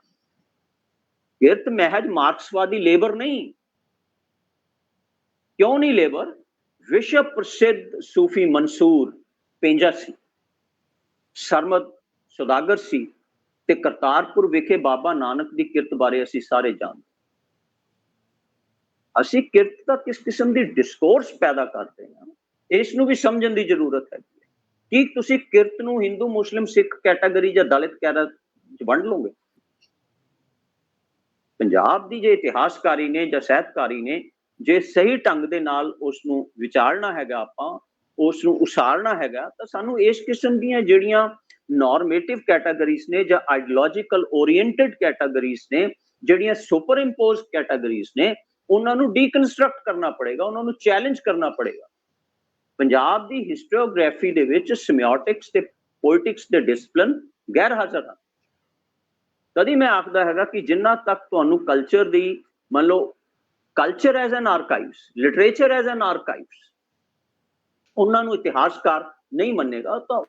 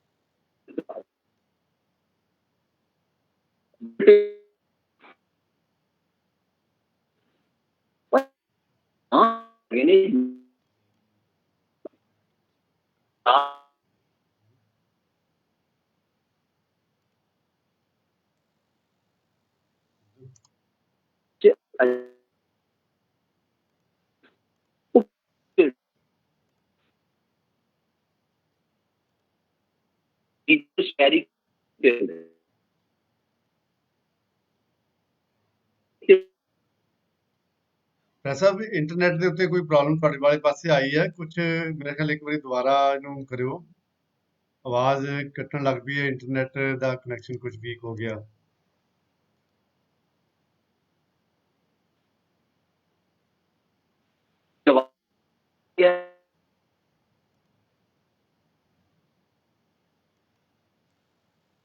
ਹਾਂਜੀ, ਤੁਹਾਡੇ ਵਾਲੇ ਪਾਸੇ ਇੰਟਰਨੈਟ ਦੇ ਵਿੱਚ ਕੋਈ ਪ੍ਰੋਬਲਮ ਆ ਗਈ? ਅੱਛਾ, ਮੈਂ ਠੀਕ ਚੱਲ ਰਿਹਾ ਹਾਂ। ਹੁਣ ਆ ਰਹੀ ਹੈ ਠੀਕ? ਹਾਂਜੀ, ਹੁਣ ਆਵਾਜ਼ ਠੀਕ ਹੋ ਗਈ। ਠੀਕ ਆ ਰਹੀ ਹੈ? ਹਾਂਜੀ ਹਾਂਜੀ ਹਾਂ ਹਾਂਜੀ। ਹਾਂ, ਮੈਂ ਇਹ ਕਹਿ ਰਿਹਾ ਹੈਗਾ ਕਿ ਪੰਜਾਬ ਦੇ ਜਿਹੜੇ ਨਾਂ ਨੇ ਅਲੱਗ-ਅਲੱਗ ਰੱਖੇ ਗਏ, ਉਹ ਈਸਟ ਪੰਜਾਬ, ਵੈਸਟ ਪੰਜਾਬ, ਸਿਰ-ਸਤਲੁਜ ਪੰਜਾਬ, ਟਰਾਂਸ-ਸਤਲੁਜ ਪੰਜਾਬ, ਮਹਾਰਾਜਾ ਰਣਜੀਤ ਸਿੰਘ ਪੰਜਾਬ, ਉਹ ਬ੍ਰਿਟਿਸ਼ ਪੰਜਾਬ, ਇਹ ਸਾਰੇ ਜਿਹੜੇ ਨਾਂ ਹੈਗੇ ਨੇ ਇਹ ਬੜੇ ਹਿਸਟੋਰੀਕਲ ਨੇ, ਨੋ ਡਾਊਟ, ਪਰ ਇਹ ਐਡਮਿਨਿਸਟ੍ਰੇਟਿਵ ਬਾਉਂਡਰੀਜ਼ ਨੇ। ਹਾਂਜੀ, ਇਸ ਐਡਮਿਨਿਸਟ੍ਰੇਟਿਵ ਬਾਉਂਡਰੀਜ਼ ਦੇ ਆਧਾਰ ਦੇ ਉੱਤੇ ਅਸੀਂ ਪੰਜਾਬ ਦਾ ਜਿਹੜਾ ਹੋਲਿਸਟਿਕ ਕਲਚਰ ਹੈ ਉਸ ਨੂੰ ਨਹੀਂ ਵੰਡ ਸਕਦੇ, ਕਿਉਂਕਿ ਇਹ ਇਸ ਤਰ੍ਹਾਂ ਦੇ ਜਿਹੜੇ ਐਡਮਿਨਿਸਟ੍ਰੇਟਿਵ ਨੋਮਨਕਲੇਚਰਸ ਨੇ ਉਹਨਾਂ ਦੇ ਪਿੱਛੇ ਸੋਸ਼ਲ, ਕਲਚਰਲ, ਰਿਲੀਜੀਅਸ ਬੈਰੀਕੇਡਸ ਵੀ ਲੁਕੇ ਹੁੰਦੇ ਨੇ, ਜੋ ਇੱਕ ਖਾਸ ਕਿਸਮ ਦੀ ਹੈਜਮਨੀ ਤੇ ਡੋਮੀਨੇਸ਼ਨ ਨੂੰ ਸਰਗਰਮ ਰੱਖਦੇ। ਪੰਜਾਬ ਦੀ ਹਿਸਟੋਗ੍ਰਾਫੀ ਨੂੰ ਅਜਿਹੇ ਬੈਰੀਕੇਡਸ ਤੋਂ ਬਚਣ ਦੀ ਜ਼ਰੂਰਤ ਹੈ। ਅਜਿਹੇ ਬੈਰੀਕੇਡਸ ਤੋਂ ਪਾਰ ਪੰਜਾਬ ਰੀਜਨ ਨੂੰ ਰੁਸ਼ਨਾਨ ਦੀ ਲੋੜ ਹੈ। ਤੇ ਰੁਸ਼ਨਾਨ ਦੀ ਲੋੜ ਹੈ। ਮੇਰਾ ਆ ਰਹੀ ਹੈ ਜੀ ਆਵਾਜ਼? ਹਾਂ, ਤੁਹਾਡੇ ਕੈਮਰੇ ਅੱਗੇ ਕੁਝ ਆ ਗਿਆ ਜੀ। ਹੈਲੋ, ਤੁਹਾਡੀ ਆਵਾਜ਼ ਆ ਰਹੀ ਹੈ। ਕੈਮਰੇ ਅੱਗੇ ਤੁਸੀਂ ਹੱਥ ਰੱਖ ਲਿਆ ਜਾਂ ਉਂਗਲ ਆ ਗਈ ਤੁਹਾਡੀ ਕੈਮਰੇ ਦੇ ਹਾਂ, ਅੱਗੇ? ਮੈਂ ਪਾਣੀ ਪੀਤਾ ਸੀ, ਪਾਣੀ ਪੀਤਾ। ਅੱਛਾ, ਹਾਂ, ਉਹ ਆਈ ਹੋਈ ਹੈ। ਯੈਸ, ਹਾਂ, ਉਹ ਚੱਕ ਲਓ। ਹੁਣ ਦੇਖੋ, ਹੁਣ ਦੇਖੋ, ਹੁਣ हाँ ਹੁਣ हुण ठीक है? हाँ हुण ठीक हुई। हाँ हाँ जी हाँ हाँ जी, मैं ਦੁਬਾਰੇ ਤੋਂ ਕਰਾਂ ਗੱਲ? हाँ जी हाँ जी हाँ जी ਹਾਂ, ਮੈਂ ਇਹ ਕਹਿ ਰਿਹਾ ਹੈਗਾ ਕਿ ਪੰਜਾਬ ਦੇ ਵਿੱਚ ਜਿਹੜੇ ਨਾਂ ਨੇ, ਪੰਜਾਬ ਦੇ ਅਲੱਗ-ਅਲੱਗ ਨਾਂ, हाँ जी ਉਹ ਕਦੇ ਲਹਿੰਦਾ ਪੰਜਾਬ, ਚੜ੍ਹਦਾ ਪੰਜਾਬ, ਬ੍ਰਿਟਿਸ਼ ਪੰਜਾਬ, ਟਰਾਂਸ ਸਤਲੁਜ ਪੰਜਾਬ, ਸਿਰ ਸਤਲੁਜ ਪੰਜਾਬ, ਬ੍ਰਿਟਿਸ਼ ਪੰਜਾਬ, ਮਹਾਰਾਜਾ ਰਣਜੀਤ ਸਿੰਘ ਪੰਜਾਬ, ਸਰਕਾਰੇ ਖਾਲਸਾ ਪੰਜਾਬ, ਇਹ ਜਿਹੜੇ ਨਾਂ ਨੇ ਇਹ ਐਡਮਿਨਿਸਟ੍ਰੇਟਿਵ ਨਾਂ ਨੇ। ਇਹਨਾਂ ਨਾਵਾਂ ਦੇ ਜ਼ਰੀਏ, ਇਹਨਾਂ ਨੋਮਨਕਲੇਚਰਸ ਨੂੰ ਆਧਾਰ ਬਣਾ ਕੇ ਅਸੀਂ ਪੰਜਾਬ ਦਾ ਕਲਚਰ ਨੂੰ ਨਹੀਂ ਸਮਝ ਸਕਦੇ, ਨਾ ਅਸੀਂ ਪੰਜਾਬ ਦੀ ਇਤਿਹਾਸਕਾਰੀ ਤੇ ਸਾਹਿਤਕਾਰੀ ਨੂੰ ਸਮਝ ਸਕਦੇ, ਨਾ ਉਸ 'ਚ ਵੱਢ ਮਾਰ ਸਕਦੇ ਹਾਂ, ਕਿਉਂਕਿ ਪੰਜਾਬ ਇੱਕ ਰੀਜਨ ਹੈ, ਬਹੁਤ ਵੱਡਾ ਰੀਜਨ ਹੈ, ਜਿਹੜਾ ਗੰਗਾ ਸਿੰਧ ਤੋਂ ਲੈ ਕੇ ਗੰਗਾ ਜਮਨਾ ਦਰਿਆ ਤੱਕ ਹੈ। ਇਸ ਕਰਕੇ ਕਲਚਰ ਦੇ ਪੁਆਇੰਟ ਆਫ ਵਿਊ ਨਾਲ ਜਾਂ ਸੋਸ਼ਲ ਹਿਸਟਰੀ ਦੇ ਪੁਆਇੰਟ ਆਫ ਵਿਊ ਨਾਲ ਸਾਨੂੰ ਪੰਜਾਬ ਨੂੰ ਇੱਕ ਰੀਜਨ ਦੇ ਤੌਰ ਤੇ ਵੇਖਣਾ ਪਵੇਗਾ। ਅੱਛਾ, ਹੁਣ ਫੋਰ ਐਗਜ਼ਾਮਪਲ ਰਿਗਵੇਦ ਲਓ, ਰਿਗਵੇਦ 'ਚ ਪੰਜਾਬ ਨੂੰ ਸਪਤ ਸਿੰਧੂ ਆਖਿਆ ਜਾਂਦਾ ਸੀ, ਠੀਕ ਹੈ ਜੀ। ਰਿਗਵੇਦ ਦੇ ਵਿੱਚ ਪੰਜਾਬ ਨੂੰ ਸਪਤ ਸਿੰਧੂ ਆਖਦੇ ਸੀ। ਮਹਾਭਾਰਤ ਤੇ ਪੁਰਾਣਾ 'ਚ ਪੰਜਾਬ ਪੰਚਨਦ ਦੇ ਨਾਂ ਨਾਲ ਜਾਣਿਆ ਜਾਂਦਾ ਸੀ। ਪਰ ਦਿਲਚਸਪ ਬਾਤ ਇਹ ਹੈ ਕਿ ਪੰਜਾਬ ਦੇ ਇਹ ਨਾਂ ਸਪਤ ਸਿੰਧੂ ਤੇ ਪੰਚਨਦ ਜਿਸ ਖਿੱਤੇ ਨੂੰ ਦਰਸਾਉਂਦੇ ਹਨ, ਉਹ ਖਿੱਤਾ ਫਾਰਸੀ ਦੇ ਸ਼ਬਦ ਪੰਜਾਬ ਨਾਲ ਵੀ ਮੇਲ ਖਾਂਦਾ ਹੈ। ਇਹ ਬੜੀ ਇੰਪੋਰਟੈਂਟ ਗੱਲ ਮੈਂ ਕਹਿ ਰਿਹਾ, ਉਹ ਇਸ ਪੰਜਾਬ ਨਾਲ ਵੀ ਮੇਲ ਖਾਂਦਾ। ਪਰ ਪੰਜਾਬ ਦੀ ਜਿਹੜੀ ਮੇਨ ਹਿਸਟੋਗ੍ਰਾਫੀ ਹੈ, ਉਸ ਨੇ ਸਪਤ ਸਿੰਧੂ ਤੇ ਪੰਚਨਦ ਇੱਕ ਪਾਸੇ ਤੇ ਦੂਜੇ ਬੰਨੇ ਫਾਰਸੀ ਵਾਲੇ ਸ਼ਬਦ ਪੰਜਾਬ ਦੇ ਦਰਮਿਆਨ ਪ੍ਰਾਚੀਨ ਕਾਲ ਤੇ ਮੱਧ ਕਾਲ ਦੀ ਦੀਵਾਰ ਉਸਾਰ ਰੱਖੀ। ਅਸੀਂ ਇਹੀ ਪੜ੍ਹਦੇ ਹਾਂ, ਪੜ੍ਹਾਇਆ ਜਾਂਦਾ, ਸਮਝਾਇਆ ਜਾਂਦਾ ਕਿ ਪੰਜਾਬ ਪ੍ਰਾਚੀਨ ਕਾਲ 'ਚ ਸਪਤ ਸਿੰਧੂ ਤੇ ਪੰਚਨਦ ਸੀ ਤੇ ਮੱਧ ਕਾਲ ਦੇ ਵਿੱਚ ਉਹ ਪੰਜਾਬ ਸੀ, ਉਹ ਫਾਰਸੀ ਦੀ। ਇਸ ਕਰਕੇ ਪ੍ਰਾਚੀਨ ਤੇ ਮੱਧ ਕਾਲ ਦੇ ਵਿੱਚ ਇੱਕ ਕੀ ਹੈ, ਉਸ ਦੇ ਦਰਮਿਆਨ ਦੀਵਾਰ ਖਿੱਚ। ਇਹ ਦੀਵਾਰ ਬੜੀ ਆਈਡੀਓਲੋਜੀਕਲ ਹੈ, ਬੜੀ ਖਤਰਨਾਕ ਦੀਵਾਰ ਹੈਗੀ ਆ, ਜਿਹੜੀ ਦੀਵਾਰ ਹਿੰਦੂ ਓਰੀਐਂਟਡ ਪੰਜਾਬ ਤੇ ਇਸਲਾਮਿਕ ਓਰੀਐਂਟਡ ਪੰਜਾਬ, ਸਿੱਖ ਓਰੀਐਂਟਡ ਪੰਜਾਬ, ਇਸ ਕਿਸਮ ਦੀਆਂ ਜਿਹੜੀਆਂ ਨੋਰਮੇਟਿਵ ਕੈਟਾਗਰੀਜ਼ ਨੇ, ਉਸ ਨੂੰ ਕੰਸੋਲੀਡੇਟ ਕਰਦੀ ਹੈ। ਇਸ ਕਿਸਮ ਦੀ ਜਿਹੜੀ ਪ੍ਰਾਚੀਨ ਤੇ ਮੱਧ ਕਾਲ ਦੀ ਦੀਵਾਰ ਉਸਾਰੀ ਗਈ ਹੈ, ਇਸ ਕਿਸਮ ਦੀ ਵਿਗਿਆਨਕ ਵੰਡ ਬੜੀ ਗੈਰ ਇਤਿਹਾਸਿਕ ਹੈ, ਇਹ ਕਦੇ ਵੀ ਨਹੀਂ ਹੋਇਆ। ਕਿਉਂਕਿ ਜਿਸ ਕਿਸਮ ਦੀ ਸਾਇੰਟਿਫਿਕ ਤੇ technological methodology ਐਂਸ਼ੀਐਂਟ Punjab, ਮਿਡੀਵਲ Punjab, modern Punjab, ਇਹ ਸਾਰੀ ਇੱਕ ਸਾਇੰਟਿਫਿਕ ਤੇ ਟੈਕਨੋਲੋਜੀਕਲ ਮੈਥਡੋਲੋਜੀ ਦੀ ਲਿਖਾਇਕ ਹੈਗੀ ਆ, ਜੋ ਬਹੁਤ ਪਰਤੀ ਤੇ ਬਹੁਤ ਸ਼ਕਲੀ ਪੰਜਾਬ ਦੇ ਪਾਸਟ ਨੂੰ ਦਰਕਿਨਾਰਾ ਕਰਦਾ। ਇਹ ਬਹੁਤ ਪਰਤੀ ਤੇ ਬਹੁਤ ਸ਼ਕਲੀ ਜਿਹੜਾ ਪਾਸਟ ਹੈ ਪੰਜਾਬ ਦਾ, ਉਹ ਵਰਤਮਾਨ 'ਚ ਬਾਖੂਬੀ ਸਰਗਰਮ ਹੈ। ਪ੍ਰਾਚੀਨ ਕਾਲ, ਮੱਧ ਕਾਲ, ਵਰਤਮਾਨ ਦੇ ਦਰਮਿਆਨ ਉਸਾਰੀ ਦੀਵਾਰ ਨੂੰ ਡਿਸਮੈਂਟਲ ਕਰਨ ਦੀ ਜ਼ਰੂਰਤ ਹੈ, ਇਸ ਨੂੰ ਢਾਉਣ ਦੀ ਜ਼ਰੂਰਤ ਹੈ, ਜੇ ਅਸੀਂ ਪੰਜਾਬ ਦੇ ਸੱਭਿਆਚਾਰ ਤੇ ਪੰਜਾਬ ਦੇ ਇਤਿਹਾਸ ਸਾਹਿਤ ਨੂੰ ਸਮਝਣਾ ਹੈਗਾ।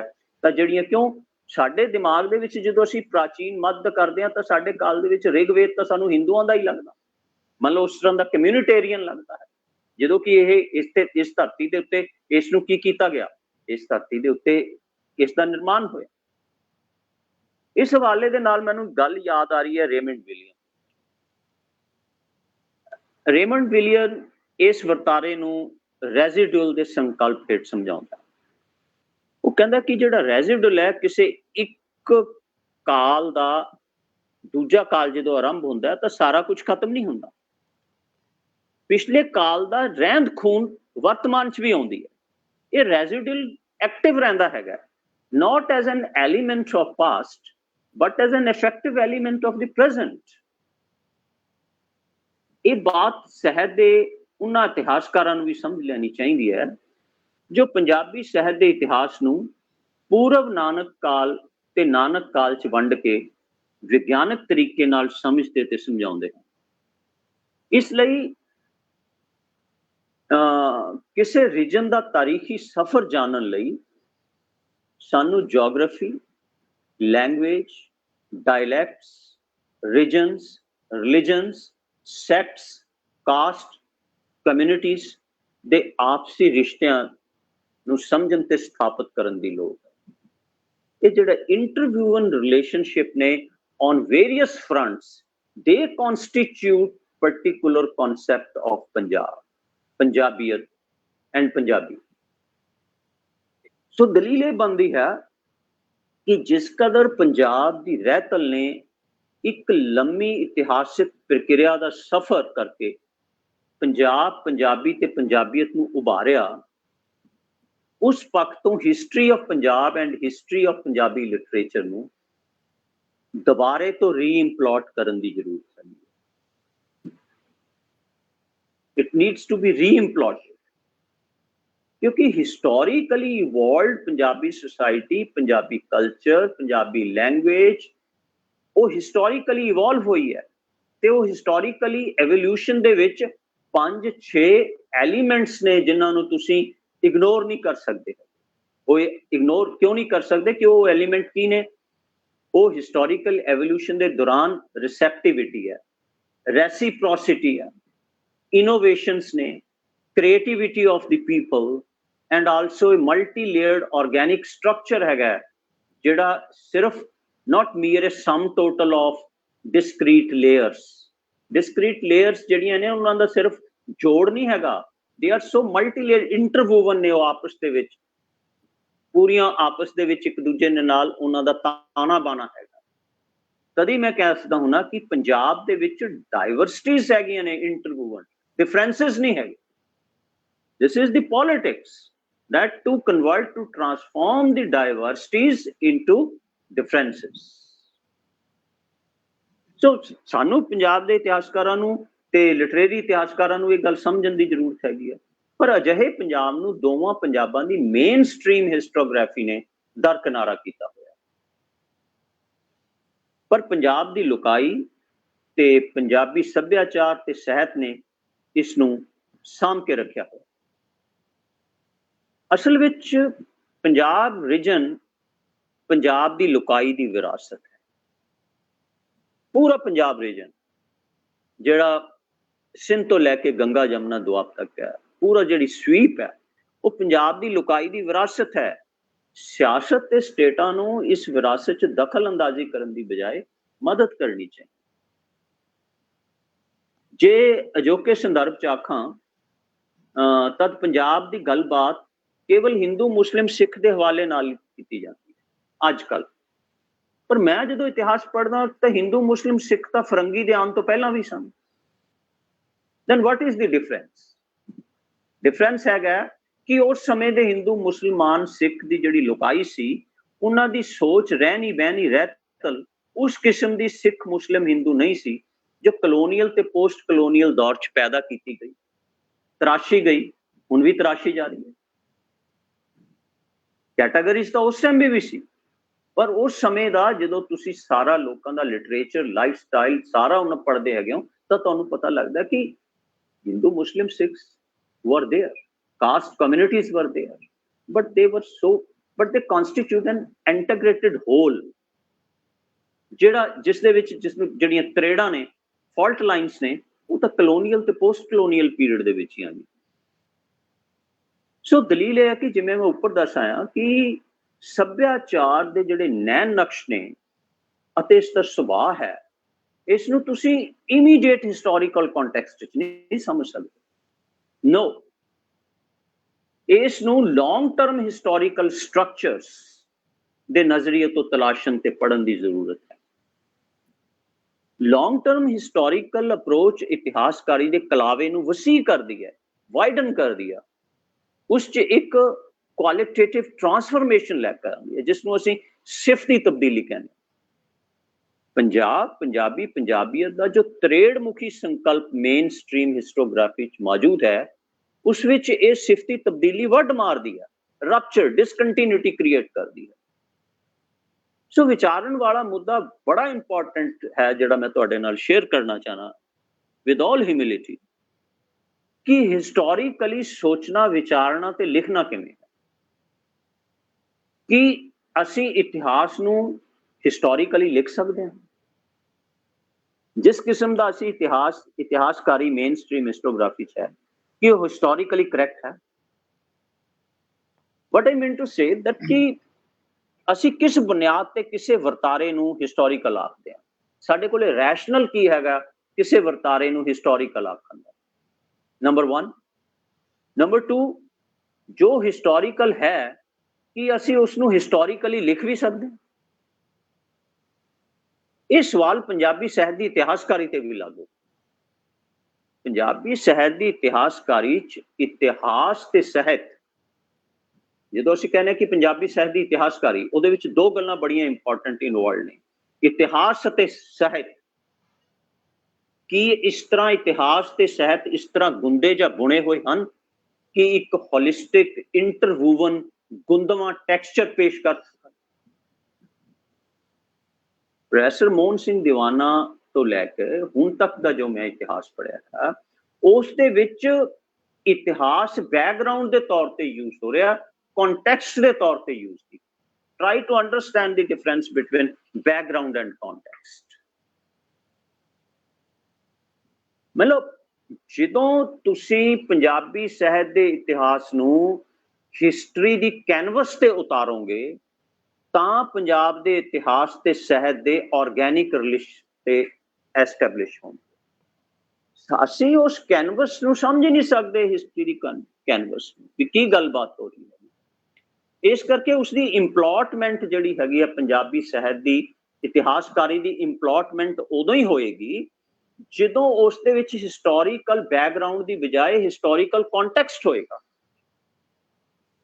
ਇਹ ਮੈਂ ਕਿਉਂ ਕਹਿ ਰਿਹਾ ਹਾਂ? ਕਿਉਂਕਿ ਸਾਨੂੰ ਕਈ ਸ਼ਬਦਾਂ ਦੀ ਇਟਮੋਲੋਜੀ ਬਾਰੇ ਵੀ ਨਹੀਂ ਪਤਾ ਹੈਗਾ। ਕੰਟੈਕਸਟ ਦੀ ਅਲਟੀਮੇਟ ਇਟਮੋਲੋਜੀ ਦਾ ਮਤਲਬ ਹੁੰਦਾ ਟੂ ਵੀਵ, ਬੁਣਨਾ। ਜਦੋਂ ਸਾਹਿਤ ਤੇ ਇਤਿਹਾਸ ਆਪਸ ਦੇ ਵਿੱਚ ਬੁਣੇ ਜਾਣਗੇ ਤਾਂ ਉਦੋਂ ਹੀ ਕੀ ਹੋਏਗਾ? ਸਾਹਿਤ ਦੀ ਇਤਿਹਾਸਕਾਰੀ ਪੈਦਾ ਹੋਏਗੀ। ਤੇ ਉਦੋਂ ਕੀ ਹੋਏਗਾ? ਇਤਿਹਾਸ ਸਾਹਿਤ ਨੂੰ ਜ਼ਰਖੇਜ਼ ਕਰੇਗਾ ਤੇ ਸਾਹਿਤ ਇਤਿਹਾਸ ਨੂੰ ਜ਼ਰਖੇਜ਼ ਕਰੇਗਾ ਤੇ ਦੋਨੇ ਆਰਕਾਈਵਸ ਇੱਕ ਹੋਲਿਸਟਿਕ ਆਰਕਾਈਵਸ ਬਣ ਜਾਣਗੇ, ਜਿਸ ਨੂੰ ਮੈਂ ਕਈ ਵਾਰ ਕਹਿਣਾ ਹੁੰਦਾ ਕਿ history of literature and literature of history. ਤੇ ਜਦੋਂ ਅਸੀਂ ਇਸ ਤਰ੍ਹਾਂ ਦਾ ਇੱਕ ਆਰਕਾਈਵਸ ਪੈਦਾ ਕਰ ਲਿਆ, ਇਸ ਤਰ੍ਹਾਂ ਦੀ ਇਤਿਹਾਸਕਾਰੀ ਪੈਦਾ ਕਰ ਲਈ, ਤਾਂ ਪੰਜਾਬ ਦੇ ਵਿੱਚ ਅਸੀਂ ਜਾਂ ਸਭ ਕਿਤੇ, ਮੈਂ ਪੰਜਾਬ ਦੇ ਹਵਾਲੇ ਨਾਲ ਬੋਲ ਰਿਹਾ, ਤਾਂ ਉਸ ਦੇ ਵਿੱਚ ਕੀ ਹੋਏਗਾ? ਐਸਥੈਟਿਕਸ ਆਫ ਹਿਸਟਰੀ ਪੈਦਾ ਹੋਏਗਾ, ਜਿਹੜਾ ਸਬਜੈਕਟ ਹਜੇ ਤੱਕ ਅਨਟੱਚਡ ਹੈ। ਅਸੀਂ ਹਜੇ ਤੱਕ ਹਿਸਟਰੀ ਆਫ ਐਸਥੈਟਿਕਸ ਪੜ੍ਹਦੇ ਆ ਰਹੇ ਹਾਂ, ਪਰ ਐਸਥੈਟਿਕਸ ਆਫ ਹਿਸਟਰੀ ਵੱਲ ਅਸੀਂ ਉਦੋਂ ਹੀ ਰੁਚਿਤ ਹੋਵਾਂਗੇ ਜਦੋਂ ਸਾਡੇ ਕੋਲ literary archives, folk archives, oral archives ਮੁਕਾਬਲੇ ਦੇ ਵਿੱਚ ਆਫੀਸ਼ੀਅਲ ਆਰਕਾਈਵਸ ਦੇ ਵਿੱਚ ਖੜੇ ਹੋਣਗੇ ਜਾਂ ਉਹਨਾਂ ਦਾ ਆਦਾਨ ਪ੍ਰਦਾਨ ਹੋਏਗਾ, ਤਾਂ ਪੰਜਾਬ ਦੀ ਜਿਹੜੀ ਐਸਥੈਟਿਕਸ ਆਫ ਹਿਸਟਰੀ ਹੈਗੀ ਆ ਉਹ ਪੈਦਾ ਹੋਈ।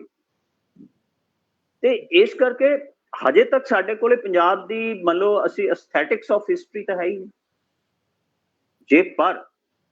ਜੇ ਤੁਸੀਂ ਹਿਸਟਰੀ ਦੇ ਪ੍ਰੋਪਰ ਡਿਸਪਲਿਨ, ਜਿਹੜਾ ਪ੍ਰੋਫੈਸ਼ਨਲ ਹਿਸਟਰੀ ਹੈ, ਉਹ ਤਾਂ ਕਨਿੰਗਮ ਤੋਂ ਸ਼ੁਰੂ ਹੁੰਦੀ ਹੈ ਨਾ, ਹਿਸਟਰੀ ਆਫ ਦੀ ਸਿੱਖਸ। ਉਸ ਤੋਂ ਪਹਿਲਾਂ ਜਿਹੜਾ ਸਾਡੇ ਕੋਲੇ ਇਤਿਹਾਸ ਦਾ ਸੰਕਲਪ ਹੈ, ਸਾਡਾ ਇੰਡੀਜਨਸ ਸੰਕਲਪ ਹੈਗਾ ਇਤਿਹਾਸ ਦਾ ਪੁਰਾਣਾ ਦਾ, ਜਿਸ ਦੀ ਪ੍ਰੋਫੈਸਰ ਰੋਮੀਲਾ ਥਾਪਰ ਗੱਲ ਕਰਦੇ ਨੇ, ਜਾਂ ਸਾਡੇ ਅਸੀਂ ਕਿੱਸੇ ਕਹਾਣੀਆਂ ਲਈਏ, ਉਸ ਕਿਸਮ ਦਾ ਜਿਹੜਾ ਹਿਸਟਰੀ ਦਾ ਯੋਨਰ ਹੈਗਾ, ਉਸ ਹਿਸਟਰੀ ਦੇ ਯੋਨਰਸ ਦੇ ਵਿੱਚ ਐਸਥੈਟਿਕਸ ਆਫ ਹਿਸਟਰੀ ਦੇਖੋ ਕਿੰਨੀ ਜ਼ਬਰਦਸਤ ਹੈ। ਉਹ ਬੜੀ ਸਮਝਣ ਵਾਲੀ ਜ਼ਰੂਰਤ ਹੈ। ਮਤਲਬ ਫੋਰ ਐਗਜ਼ਾਮਪਲ, ਵਾਰਿਸ ਸ਼ਾਹ 18ਵੀਂ ਸਦੀ ਚ ਹੀਰ ਦੀ ਕਹਾਣੀ ਦੇ ਜ਼ਰੀਏ ਪੰਜਾਬੀ ਸਮਾਜ ਦੀ ਜੋ ਹਿਸਟੋਰੀਕਲੀ ਤਸਵੀਰ ਕਸ਼ੀ ਕਰ ਰਿਹਾ ਹੈ, ਉਸ ਪੈਰਾਡਾਈਮ ਨੂੰ ਹਿਸਟੋਗ੍ਰਾਫੀ ਦੇ ਵਿੱਚ ਲਿਆਉਣ ਦੀ ਲੋੜ ਹੈ। It's a beautiful historical paradigm which Waris Shah constructed in the 18th century। ਉਹਨੂੰ ਕੰਸਟਰਕਟ ਕਿਵੇਂ ਕਰ ਰਿਹਾ ਹੈਗਾ, ਇੱਕ ਅਲੱਗ ਵਿਸ਼ਾ, ਇਸ ਤੇ ਕਦੇ ਫਿਰ ਗੱਲ ਕਰ ਸਕਦੇ ਹੈਗੇ। ਪਰ ਦੂਸਰੀ ਇੰਪੋਰਟੈਂਟ ਗੱਲ ਹੈਗੀ ਹੈ ਕਿ ਕਲੋਨੀਅਲ ਪੰਜਾਬ ਦੇ ਵਿੱਚ ਜਿਹੜੀ ਐਥਨੋਗ੍ਰਾਫਿਕ ਸਰਵੇ ਹੋਇਆ, ਰੋਜ਼ ਦਾ ਹੋਇਆ, ਰੋਜ਼ ਨੇ ਕੀਤਾ, ਜਿਹੜਾ ਐਥਨੋਗ੍ਰਾਫਿਕ ਸਰਵੇ ਤੋਂ ਬਾਅਦ ਜਿਹੜੀ ਟੈਕਸਟ ਤਿਆਰ ਕੀਤੀ ਗਈ ਪੰਜਾਬ ਦੀ, ਉਸ ਟੈਕਸਟ ਨੂੰ, ਜਿਹੜੀ ਕਲੋਨੀਅਲ ਟੈਕਸਟ ਹੈ ਐਥਨੋਗ੍ਰਾਫਿਕ ਦੀ, ਉਸ ਨੂੰ ਵਾਰਿਸ ਸ਼ਾਹ ਦੀ ਹੀਰ ਦੇ ਨਾਲ ਮੁਕਾਬਲਾ ਕਰਵਾਉਣ ਤੇ ਪੜ੍ਹਨ ਦੀ ਜ਼ਰੂਰਤ ਹੈ। ਵਾਰਿਸ ਸ਼ਾਹ ਦੀ ਹੀਰ ਨੂੰ, ਉਸ ਨੂੰ ਇੱਕ ਕਾਊਂਟਰ ਟੈਕਸਟ ਦੇ ਵਜੋਂ ਐਸਟੈਬਲਿਸ਼ ਕਰਨ ਦੀ ਜ਼ਰੂਰਤ ਹੈ। ਵਾਰਿਸ ਸ਼ਾਹ ਦੀ ਹੀਰ ਦੇ ਵਿੱਚ ਜਿਹੜਾ ਸਭ ਨੂੰ ਪਤਾ ਹੈਗਾ ਕਿ ਦਮੋਦਰ ਦੀ ਹੀਰ ਦੇ ਵਿੱਚ ਵੀ ਕਿ ਬ੍ਰਾਹਮਣ ਦੀ ਐਂਟਰੀ ਬੜੀ ਜ਼ਬਰਦਸਤ ਹੈ, ਸਾਰੇ ਰਿਚੁਅਲਸ ਦੇ ਵਿੱਚ ਹੈਗੀ। ਉਹ ਮੁਸਲਮਾਨ ਨੇ, ਅੱਜ ਕੱਲ ਦੀ ਭਾਸ਼ਾ 'ਚ ਮੁਸਲਮਾਨ ਨੇ, ਪਰ ਬ੍ਰਾਹਮਣ ਸਭ ਕੁਝ ਕਰਾ ਰਿਹਾ। ਪਰ ਜਦੋਂ H.A. ਰੋਜ਼ ਦੀ ਗਲੋਸਰੀ ਪੜ੍ਹਦੇ ਆ, ਉਹ ਕੈਟਾਗੋਰੀਕਲੀ ਸਾਫ਼ ਕਹਿ ਰਿਹਾ ਹੈ ਕਿ ਹਿੰਦੂ ਰਿਚੁਅਲਸ, ਮੈਰਿਜ ਰਿਚੁਅਲਸ, ਮੁਸਲਮਾਨ ਰਿਚੁਅਲਸ, ਉਹ ਕਿਸ ਕਿਸਮ ਦੀਆਂ ਫਾਲਟ ਲਾਈਨਸ ਕ੍ਰੀਏਟ ਕਰ ਰਿਹਾ ਹੈਗਾ पंजाब दी होलिस्टिक कल्चरल स्पेस दे उत्ते किस किस्म दियां तरेड़ा पैदा कर रहा हैगा, वो वारिस शाह दी टैक्स या दमोदर दी टैक्स या शाह हुसैन दियां काफियां या बुल्ले शाह दियां काफियां या बाबा फरीद दे श्लोक या नानक दे श्लोक, वो तो उन्हें तस्दीक ही नहीं कर रहे उस टैक्स। फिर असी क्यों? क्योंकि असी एक इस किस्म दी वैसटर्न ओरिएंटलिज्म दी साडी उस हेजमनी च, उस आर्काइव्स दी हेजमनी च, फूको दा एक आर्काइवल फीवर बहुत बड़ा आर्टिकल है आर्काइव्स दे बारे, असी वो भी नहीं पढ़ सकते है कि वो किस किस्म दी आर्काइव्स दी हेजमनी नूं दस रहा है। वो तो यह भी दसदा है कि आर्काइव्स नूं दे विच जिहड़ी इंटरप्रिटेशन दी हरमेनोटिक्स है वो भी यानी कि किस दे कोल है, वो भी एक खास एलीट क्लास दे कोल है। जिन्ना तक असी कंपैरिजन, देखो हिस्टोरिकल एनालिसिस दी बुनियाद ही कंपैरिजन है।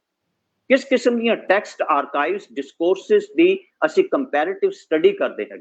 कंपैरेटिव स्टडीज असी किस दी करते हैं? ऑफिशियल आर्काइव्स दी, अनऑफिशियल आर्काइव्स की स्टडी करने की जरूरत हैगी है। मैं इस गल नूं कहना कि जो पंजाबी लिटरेचर, लोकां दा लिटरेचर, फोक आर्काइव्स अपने सिग्नीफायर ते सिग्नीफाइड दे नाल इतिहासकारी दे पिड़ च एक आर्काइव्स वजों प्रवेश करते हैं, तो पंजाब दा इतिहास बड़ा जरखेज हो जाता। किस किस्म के सिग्नीफायर ते सिग्नीफाइड साडे कदे हिस्टरी दे हिस्टोग्राफी दे विच कदे गल ना, पंजाब दी इतिहासकारी दे विच इस तरह की गल है। पंजाब दी इतिहासकारी दी नेचर च उदों ही सिफती तब्दीली आएगी जो लिटरेचर ते हिस्टरी ऑफिशियल ते अनऑफिशियल आर्काइव्स आपस दे विच इंटरैक्ट करनगे। ये इस किस्म की जिहड़ी क्वालिटेटिव ट्रांसफॉर्मेशन हैगी है, उस दे नाल एक सवाल पैदा होंदा है कि इतिहासकारी या इतिहास लेखन का मकसद की है। Why we write history? What is the purpose of the historiography? What is the purpose of the literary historiography? क्योंकि इतिहास की अलख जिहड़ी जगाई जाती है वो तो वर्तमान च ही जगाने। History is every history is a contemporary history. असी अपने वर्तमान च जो हैगा उस नूं जस्टिफाई अनजस्टिफाई करन दे लई असी पास्ट की अलख जगाऊं। इस करके की इतिहासकार इतिहास लिखन की बजाय एक ऐसे इतिहास की रचना भी कर सकता है जो वर्तमान लई लाहेवंद हो। भाई जेस असी irrespective of ideologies, irrespective of our community communal affiliations, why we write history? We write history कि ताकि वर्तमान नूं सुधारिया जाए। वर्तमान दे विच कुशैलियां तरेड़ा पैदा करने वास्ते ना नहीं इतिहास लिखा जाता। इतिहास तो लिखा इस करके जाता कि ताकि लोगों को एक सेध मिले ते सोसाइटी आराम नाल रहे। कि ये लाहेवंद किवें हो गया? इस दे लई मैनूं ये लगता है कि ये एक टर्म है कंपोजिंग यूजफुल पास्ट। असी यूजफुल पास्ट नूं कंपोज किवें करते हैं? मैं राइट नहीं कह रहा, कंपोज कह रहा। Composing is a very very rich term, fertile term. How we compose the useful past. हुण साडी ट्रेजडी की है कि यूजफुल पास्ट नूं कंपोज करना किवें हैगा, ये तो सानू वारिस शाह 18वीं सदी च दस दिंदा। पर क्योंकि प्रोफैशनल जिहड़ा हिस्टोरीयन हैगा वो पंजाबी लिटरेचर के पैराडाइम्स तो बड़ा ही इंडिफरेंट अलगर्ज है, वो इस पैराडाइम्स नूं लभ ही नहीं सकता है। वारिस शाह तो सानू यूजफुल पास्ट नूं कंपोज किवें करना है ये 18वीं सदी च दस दिंदा। 11 आन सवाल कीता इश्क हीर दा नवा बनाइए जी, इस प्रेम दी झोक दा सब किस्सा जीवा सोहनी नाल सुनाइए। सोहनी जीव दे नाल अजब बहार दा शेर कह के रांझे हीर दा मेल कराइए जी, यारां नाल मजालसां विच बह के मजा हीर दे इश्क दा पाइए। मजलिस सोसाइटी दे विच यूजफुल पास्ट उस दा मजा लईए। क्यों? हुक्म मन के सजना प्यारियां दा किस्सा अजब बहार दा जोड़िया है। फिकरा जोड़ के खूब दुरुस्त कीता नमा फुल गुलाब दा। जदों फिकरे जोड़े जाते हैं डिस्कोर्स पैदा होंदा। फिकरे शब्दां तो बनते हैं। शब्दां बारे बाबा फरीद ने कहा ना कवन सो अखर कवन, वो शब्दां की तलाश है। क्यों? शब्द इस दी तलाश है क्योंकि उस शब्दां ने अगे की बननी है, स्टेटमेंट बननी है, फिक्रे बनने ने, फिक्रियां दे जोड़ ने की बनना है, डिस्कोर्स करनी। वारिस शाह नूं इस गल दी बड़ी तमीज सी, बड़ी अकल सी इस गल दी ਕਿ ਕਿਸ ਕਿਸਮ ਦੇ ਪੈਰਾਡਾਈਮ ਅਸੀਂ ਹਿਸਟਰੀ ਦੇ ਵਿੱਚ ਪੇਸ਼ ਕਰਨੇ ਨੇ। ਕਿੱਸਾ ਇੱਕ ਬਹੁਤ ਵੱਡਾ ਯੋਨਰ ਸੀ, ਪਰ ਸਾਡੀ ਤਵੱਜੋ ਅਸੀਂ ਉਸ ਪੈਰਾਡਾਈਮ ਦੇ ਵੱਲ ਬੜੇ ਅਲਗਰਜ਼ ਹੋ ਰਹੇ। ਜਿਸ ਪੰਜਾਬ ਦੀ ਮੈਂ ਗੱਲ ਕਰ ਰਿਹਾ ਹੈਗਾ,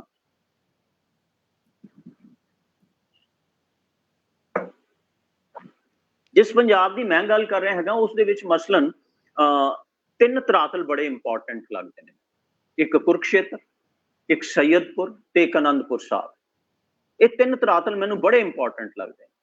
ਕੁਰਕਸ਼ੇਤਰ ਚ ਭਾਗਵਤ ਗੀਤਾ, ਸੈਯਦਪੁਰ ਚ ਬਾਬਰ ਬਾਣੀ, ਅਨੰਦਪੁਰ ਸਾਹਿਬ ਚ ਖਾਲਸਾ ਦੇ ਰੂਪ ਚ ਯੂਜ਼ਫੁਲ ਹਿਸਟਰੀ ਦੀ ਰਚਨਾ ਹੋ ਰਹੀ ਹੈ। ਯੂਜ਼ਫੁਲ ਹਿਸਟਰੀ ਦੀ ਰਚਨਾ ਹੋ ਰਹੀ ਹੈ। ਸਾਡੀ ਅਜੋਕੀ ਇਤਿਹਾਸਕਾਰੀ ਦਾ ਇਹਨਾਂ 3 ਧਰਾਤਲਾਂ ਨਾਲ ਕਿਹੋ ਜਿਹਾ ਰਿਸ਼ਤਾ ਹੈ, ਵਿਚਾਰਨ ਵਾਲਾ ਮੁੱਦਾ ਹੈ। 3 ਧਰਾਤਲਾਂ ਤੇ ਹੈਜਮਨੀ, ਡੋਮੀਨੇਸ਼ਨ, ਇੰਪਿਓਰਿਟੀ, ਈਵਲ ਦੇ ਖਿਲਾਫ ਪ੍ਰਵਚਨ ਸਿਰਜਿਆ ਜਾ ਰਿਹਾ ਹੈ। It is important to observe that how Bhagavad Gita, Babar Bani and creation of the Khalsa have transformed Kurukshetar, Anandpur, Sayyidpur Sahib into macro space of a specific discourse. ਕਿਸ ਤਰ੍ਹਾਂ ਇਹ ਛੋਟੇ-ਛੋਟੇ ਕੁਰਕਸ਼ੇਤਰ, ਸੈਯਦਪੁਰ ਦੇ ਧਰਾਤਲਾਂ ਨੂੰ ਇੱਕ ਵੱਡੇ ਸਪੇਸ ਦੇ ਵਿੱਚ ਤਬਦੀਲ ਕਰ ਦਿੰਦੇ ਹੈਗੇ ਨੇ ਭਾਗਵਤ ਗੀਤਾ, ਬਾਬਰ ਬਾਣੀ ਤੇ ਖਾਲਸਾ ਦੇ ਪ੍ਰਵਚਨ। ਇਹ ਆਪਦੇ ਆਪ ਚ ਇੱਕ ਆਰਕਾਈਵਸ ਬਣ ਜਾਂਦੇ ਹੈ। ਕਿਸ ਤਰ੍ਹਾਂ ਇੱਕ ਛੋਟਾ ਰਾਂਝਾ ਰਾਂਝਾ ਕਰਦੀ ਨੀ ਮੈਂ ਆਪੇ ਰਾਂਝਾ, ਤਖਤ ਹਜ਼ਾਰਾ ਕਿਵੇਂ ਟਰਾਂਸਫਾਰਮ ਹੋ ਰਿਹਾ ਹੈਗਾ। ਸੋ ਸਪੇਸ ਜਿਹੜਾ ਹੈਗਾ ਉਸ ਦਾ ਹਿਸਟੋਗ੍ਰਾਫੀ ਦੇ ਵਿੱਚ ਬੜਾ ਅਹਿਮ ਸਥਾਨ ਹੈ, ਕਿਉਂਕਿ ਸਪੇਸ ਦੀ ਪਦਾਇਸ਼ ਤੇ ਬਣਤਰ ਚ ਕਈ ਕਿਸਮ ਦੀਆਂ ਡਿਸਕੋਰਸਿਸ ਦੀ ਭੂਮਿਕਾ ਹੁੰਦੀ ਹੈ। ਜਿਹੜਾ ਮੈਂ ਹੁਣੀ ਗੱਲ ਕੀਤੀ ਕਿ ਪੰਜਾਬ ਦੇ ਤਖਤ ਹਜ਼ਾਰੇ ਦਾ 16ਵੀਂ, 17ਵੀਂ, 18ਵੀਂ ਸਦੀ ਚ ਮੱਕੇ ਚ ਤਬਦੀਲ ਹੋ ਜਾਣਾ ਉਸ ਨੌਨ ਕਨਫਰਮਿਸਟ ਆਈਡੀਓਲੋਜੀ ਦੀ ਭੂਮਿਕਾ ਨੂੰ ਦਰਸਾਉਂਦਾ ਹੈ, ਜੋ ਮੱਕੇ ਦੀ ਵਨ ਡਾਇਮੈਂਸ਼ਨਲ ਇਮੇਜ ਪੈਦਾ ਕਰ ਰਹੀ ਹੈ। ਉਸ ਰਿਲੀਜੀਅਸ ਪੈਟਰੀਆਰਕੀ ਦੇ ਖਿਲਾਫ ਵਾਰਿਸ਼ ਖੜਾ ਹੈਗਾ, ਉਹ ਮੱਕੇ ਦੇ ਖਿਲਾਫ ਨਹੀਂ ਹੈਗਾ। ਉਹ ਕਿਸ ਤਰ੍ਹਾਂ ਉਸ ਨੂੰ ਇਹ ਬੜਾ ਦਰਦ ਹੈ ਕਿ ਮੱਕੇ ਨੂੰ ਫਾਜ਼ਿਲਾਈਜ਼ਡ ਕਿਉਂ ਕੀਤਾ ਜਾ ਰਿਹਾ ਹੈਗਾ। ਮੱਕਾ ਸਭ ਦਾ ਹੈ, ਮੱਕੇ ਦੇ ਵਿੱਚ ਇਸ਼ਕ ਪ੍ਰੇਮ ਹੈ, ਮੱਕੇ ਚ ਲੁਕਾਈ ਹੈਗੀ ਹੈ। ਉਸ ਤਰ੍ਹਾਂ ਹੀ ਜਿਸ ਤਰ੍ਹਾਂ ਕੁਰਕਸ਼ੇਤਰ ਦੇ ਵਿੱਚ ਲੁਕਾਈ ਹੈ, ਅਨੰਦਪੁਰ ਸਾਹਿਬ ਚ ਲੁਕਾਈ ਹੈਗੀ ਆ, ਸੈਯਦਪੁਰ ਚ ਲੁਕਾਈ ਆ। ਉੱਥੇ ਇੱਕ ਪ੍ਰਵਚਨ ਸਿਰਜਿਆ ਜਾ ਰਿਹਾ ਹੈਗਾ ਜਿਹੜਾ irrespective of the communitarian fault lines, ਜਿਹੜਾ ਪੂਰੀ ਇੱਕ ਲੁਕਾਈ ਪੱਖੀ ਹੈਗਾ। ਸੋ ਇਸ ਕਿਸਮ ਦੇ ਕੁਰਕਸ਼ੇਤਰ, ਸੈਯਦਪੁਰ ਤੇ ਅਨੰਦਪੁਰ ਸਾਹਿਬ, ਇਹਨਾਂ ਧਰਾਤਲਾਂ ਦੀ ਕਿਸ ਕਿਸਮ ਦੀ ਡਿਸਕੋਰਸ ਤੇ ਸਿਮਿਓਟਿਕਸ ਅਸੀਂ ਸਿਰਜ ਲਈ ਹੈਗੀ ਆ, ਉਸ ਨੂੰ ਵੀ ਅਸੀਂ ਵਿਚਾਰ ਸਕਦੇ ਹਾਂ। ਉਸ ਨੂੰ ਵਿਚਾਰਨ ਦੀ ਜ਼ਰੂਰਤ ਵੀ ਹੈਗੀ ਆ। ਇਹ ਵਿਚਾਰਨ ਵਾਲਾ ਮੁੱਦਾ ਵੀ ਹੈਗਾ। ਜਦੋਂ ਅਸੀਂ ਇਸਲਾਮ, ਹਿੰਦੂਇਜ਼ਮ ਤੇ ਸਿੱਖਇਜ਼ਮ ਦੀ ਗੱਲਬਾਤ ਸਿਆਸਤ, ਮਜ਼ਹਬ ਤੇ ਮਜ਼ਹਬੀ ਪਹਿਚਾਨ ਦੇ ਨੁਕਤਾ ਨਿਗਾਹ ਤੋਂ ਕਰਦੇ ਹਾਂ, ਕੀ ਅਸੀਂ ਕੁਝ ਪਲਾਂ ਲਈ ਰੁਕ ਸਕਦੇ ਹਾਂ? ਜਦੋਂ ਅਸੀਂ ਇਸਲਾਮ, ਹਿੰਦੂਇਜ਼ਮ ਤੇ ਸਿੱਖਇਜ਼ਮ ਦੀ ਗੱਲਬਾਤ ਸਿਆਸਤ, ਮਜ਼ਹਬ ਤੇ ਮਜ਼ਹਬੀ ਪਹਿਚਾਨ ਦੇ ਨੁਕਤਾ ਨਿਗਾਹ ਤੋਂ ਕਰਦੇ ਹਾਂ, ਕੀ ਅਸੀਂ ਕੁਝ ਪਲਾਂ ਲਈ ਰੁਕ ਸਕਦੇ ਹਾਂ? Can we have a pause? ਕਿਉਂ? ਕਿਉਂਕਿ ਕੀ ਹਿੰਦੂ, ਮੁਸਲਮਾਨ ਤੇ ਸਿੱਖ ਜਿਹੀਆਂ ਤਕਸੀਮਾਂ ਪੰਜਾਬ ਦੀ ਲੁਕਾਈ ਦੀ ਚੇਤਨਾ ਤੇ ਅਮਲ ਚ ਹਨ? ਨੋ। ਪੰਜਾਬ ਦੀ ਲੁਕਾਈ ਜਾਂ ਕਿਸੇ ਵੀ ਖਿੱਤੇ ਦੀ ਲੁਕਾਈ ਇੰਨੀ ਸਿੰਕ੍ਰੇਟਿਕ ਹੁੰਦੀ ਹੈ ਕਿ ਉਹ ਇੱਕੋ ਵੇਲੇ ਬਾਬਾ ਪੀਰ ਦੀਆਂ ਮੰਨੀਆਂ ਤੇ ਜਾਂਦੀ, ਇੱਕੋ ਵੇਲੇ ਹਨੂਮਾਨ ਦੀ ਜਾਂਦੀ ਹੈ, ਇੱਕੋ ਵੇਲੇ ਉਹ ਬਾਬਾ ਨਾਨਕ ਨੂੰ ਧਿਆਰੀ ਹੈ। ਪੰਜਾਬ ਦਾ ਫੋਕਲੋਰ ਇਸ ਕਿਸਮ ਦੇ ਸਿੰਕ੍ਰੇਟਿਕ ਸਪੇਸ ਨਾਲ ਭਰਿਆ ਪਿਆ। ਤੁਸੀਂ ਦਵਿੰਦਰ ਸਥਿਆਰਥੀ ਦੀ ਮੇਰਾ ਗਿੱਧਾ ਕਿਤਾਬ ਪੜ੍ਹ ਕੇ ਦੇਖੋ, ਮਹਿੰਦਰ ਸਿੰਘ ਰੰਧਾਵਾ ਤੇ ਦਵਿੰਦਰ ਸਥਿਆਰਥੀ, ਵੈਸੇ ਇੱਕ ਐਗਜ਼ਾਮਪਲ ਦੇ ਰਿਹਾ, ਵਾਰਿਸ ਸ਼ਾਹ ਦੀ ਪੜ੍ਹ ਕੇ ਦੇਖੋ ਤੇ ਸ਼ਾਹ ਹੁਸੈਨ ਪੜ੍ਹ ਕੇ ਦੇਖੋ। ਸ਼ਾਹ ਹੁਸੈਨ ਕੀ ਕਹਿ ਰਿਹਾ ਹੈਗਾ? ਸ਼ਾਹ ਹੁਸੈਨ ਕਹਿੰਦਾ ਕਿ ਮੈਂ, ਹਰ ਇੱਕ ਸੂਫੀ ਜਾਂ ਗੁਰੂ ਆਪਣੇ ਆਪ ਨੂੰ ਔਰਤ ਤਸੱਵਰ ਕਰਦੇ, ਉਹ ਕਹਿ ਰਹੇ ਨੇ ਕਿ ਕੀ ਹੈ? ਕਹਿੰਦਾ ਸ਼ਾਹ ਹੁਸੈਨ ਕਹਿੰਦਾ ਮੇਰਾ ਸ਼ਾਲੂ ਜਿਹੜਾ ਲੜਕੀਆਂ ਵਿਆਹ ਵਾਲੇ ਦਿਨ ਪਾਉਂਦੀਆਂ ਨੇ, ਆਪਦਾ ਸਕਾਰਫ, ਹੈਡ ਸਕਾਰਫ, ਦੁਪੱਟਾ, ਉਹ ਕੀ ਹੈ? ਉਹ ਲਾਲ ਰੰਗ ਦਾ। ਉਹ ਲਾਲ ਰੰਗ ਦਾ ਕਿਉਂ? ਉਹ ਕਿਉਂਕਿ ਉਹ ਸ਼ਗਨਾਂ ਦਾ ਸਿੰਬਲ ਹੈ। ਸ਼ਾਹ ਹੁਸੈਨ ਨੇ ਪਾਇਆ ਹੋਇਆ, ਸ਼ਾਹ ਹੁਸੈਨ ਦਾ ਵਿਆਹ ਹੋਣਾ ਆਪਦੇ ਮਹਿਬੂਬ ਦੇ ਨਾਲ, ਠੀਕ ਹੈ ਨਾ। ਉਹ ਮਜੀਠੀਆ ਰੰਗ ਜਿਹੜੀ ਚ ਰੰਗਿਆ ਹੋਇਆ ਲਾਲ ਰੰਗ, ਸਾਲੂ ਕਹਿੰਦਾ ਕਿ ਮੇਰਾ ਜਿਹੜਾ ਸਾਲੂ ਹੈਗਾ ਮੁਲਤਾਨ ਤੋਂ ਆਇਆ ਹੈ, ਗੁਜਰਾਤ ਤੋਂ ਆਇਆ ਹੈ, ਕਸ਼ਮੀਰ ਤੋਂ ਆਇਆ ਹੈ, ਉਹ ਕਰਨਾਲ ਤੋਂ ਆਇਆ ਹੈ। ਇਹ ਸਾਰੇ ਕੀ ਨੇ? ਇਹ ਸਾਰੇ ਸੂਫੀ ਸੈਂਟਰ ਨੇ ਜਿੱਥੋਂ ਉਹਦਾ ਜਿੱਥੇ ਉਹਦੇ ਮਹਿਬੂਬ ਨੇ, ਉਹਨਾਂ ਨਾਲ ਉਹ ਵਿਆਹਿਆ ਜਾਣਾ। ਤੇ ਲਾਸਟ 'ਚ ਕੀ ਕਹਿੰਦਾ ਆਪਦੀ ਕਾਫੀ 'ਚ? ਕਹਿੰਦਾ ਸਾਲੂ ਮੇਰਾ ਉਨੀ ਦਾ ਉਨ ਦਾ ਕੋਈ ਸ਼ਾਮ ਬਿੰਦਰਾ ਬਨ ਸੁਣੀ ਦਾ। ਕ੍ਰਿਸ਼ਨ ਨਾਲ ਵੀ ਹੈ। ਉਹ ਐਡੀਆਂ ਸਿੰਕ੍ਰੇਟਿਕ ਟ੍ਰੈਡੀਸ਼ਨ ਨੇ। ਉਸ ਦੀ ਤਾਇਦ ਪਹਿਲਾਂ ਬਾਬਾ ਨਾਨਕ ਕਰ ਚੁੱਕੇ, ਜਿਨਕੇ ਚੋਲੇ ਰਤੜੇ ਕੰਤ ਤੇ ਨਾ ਕੇ ਪਾਸ। ਇਸ ਕਿਸਮ ਦਾ ਦਿਵੋ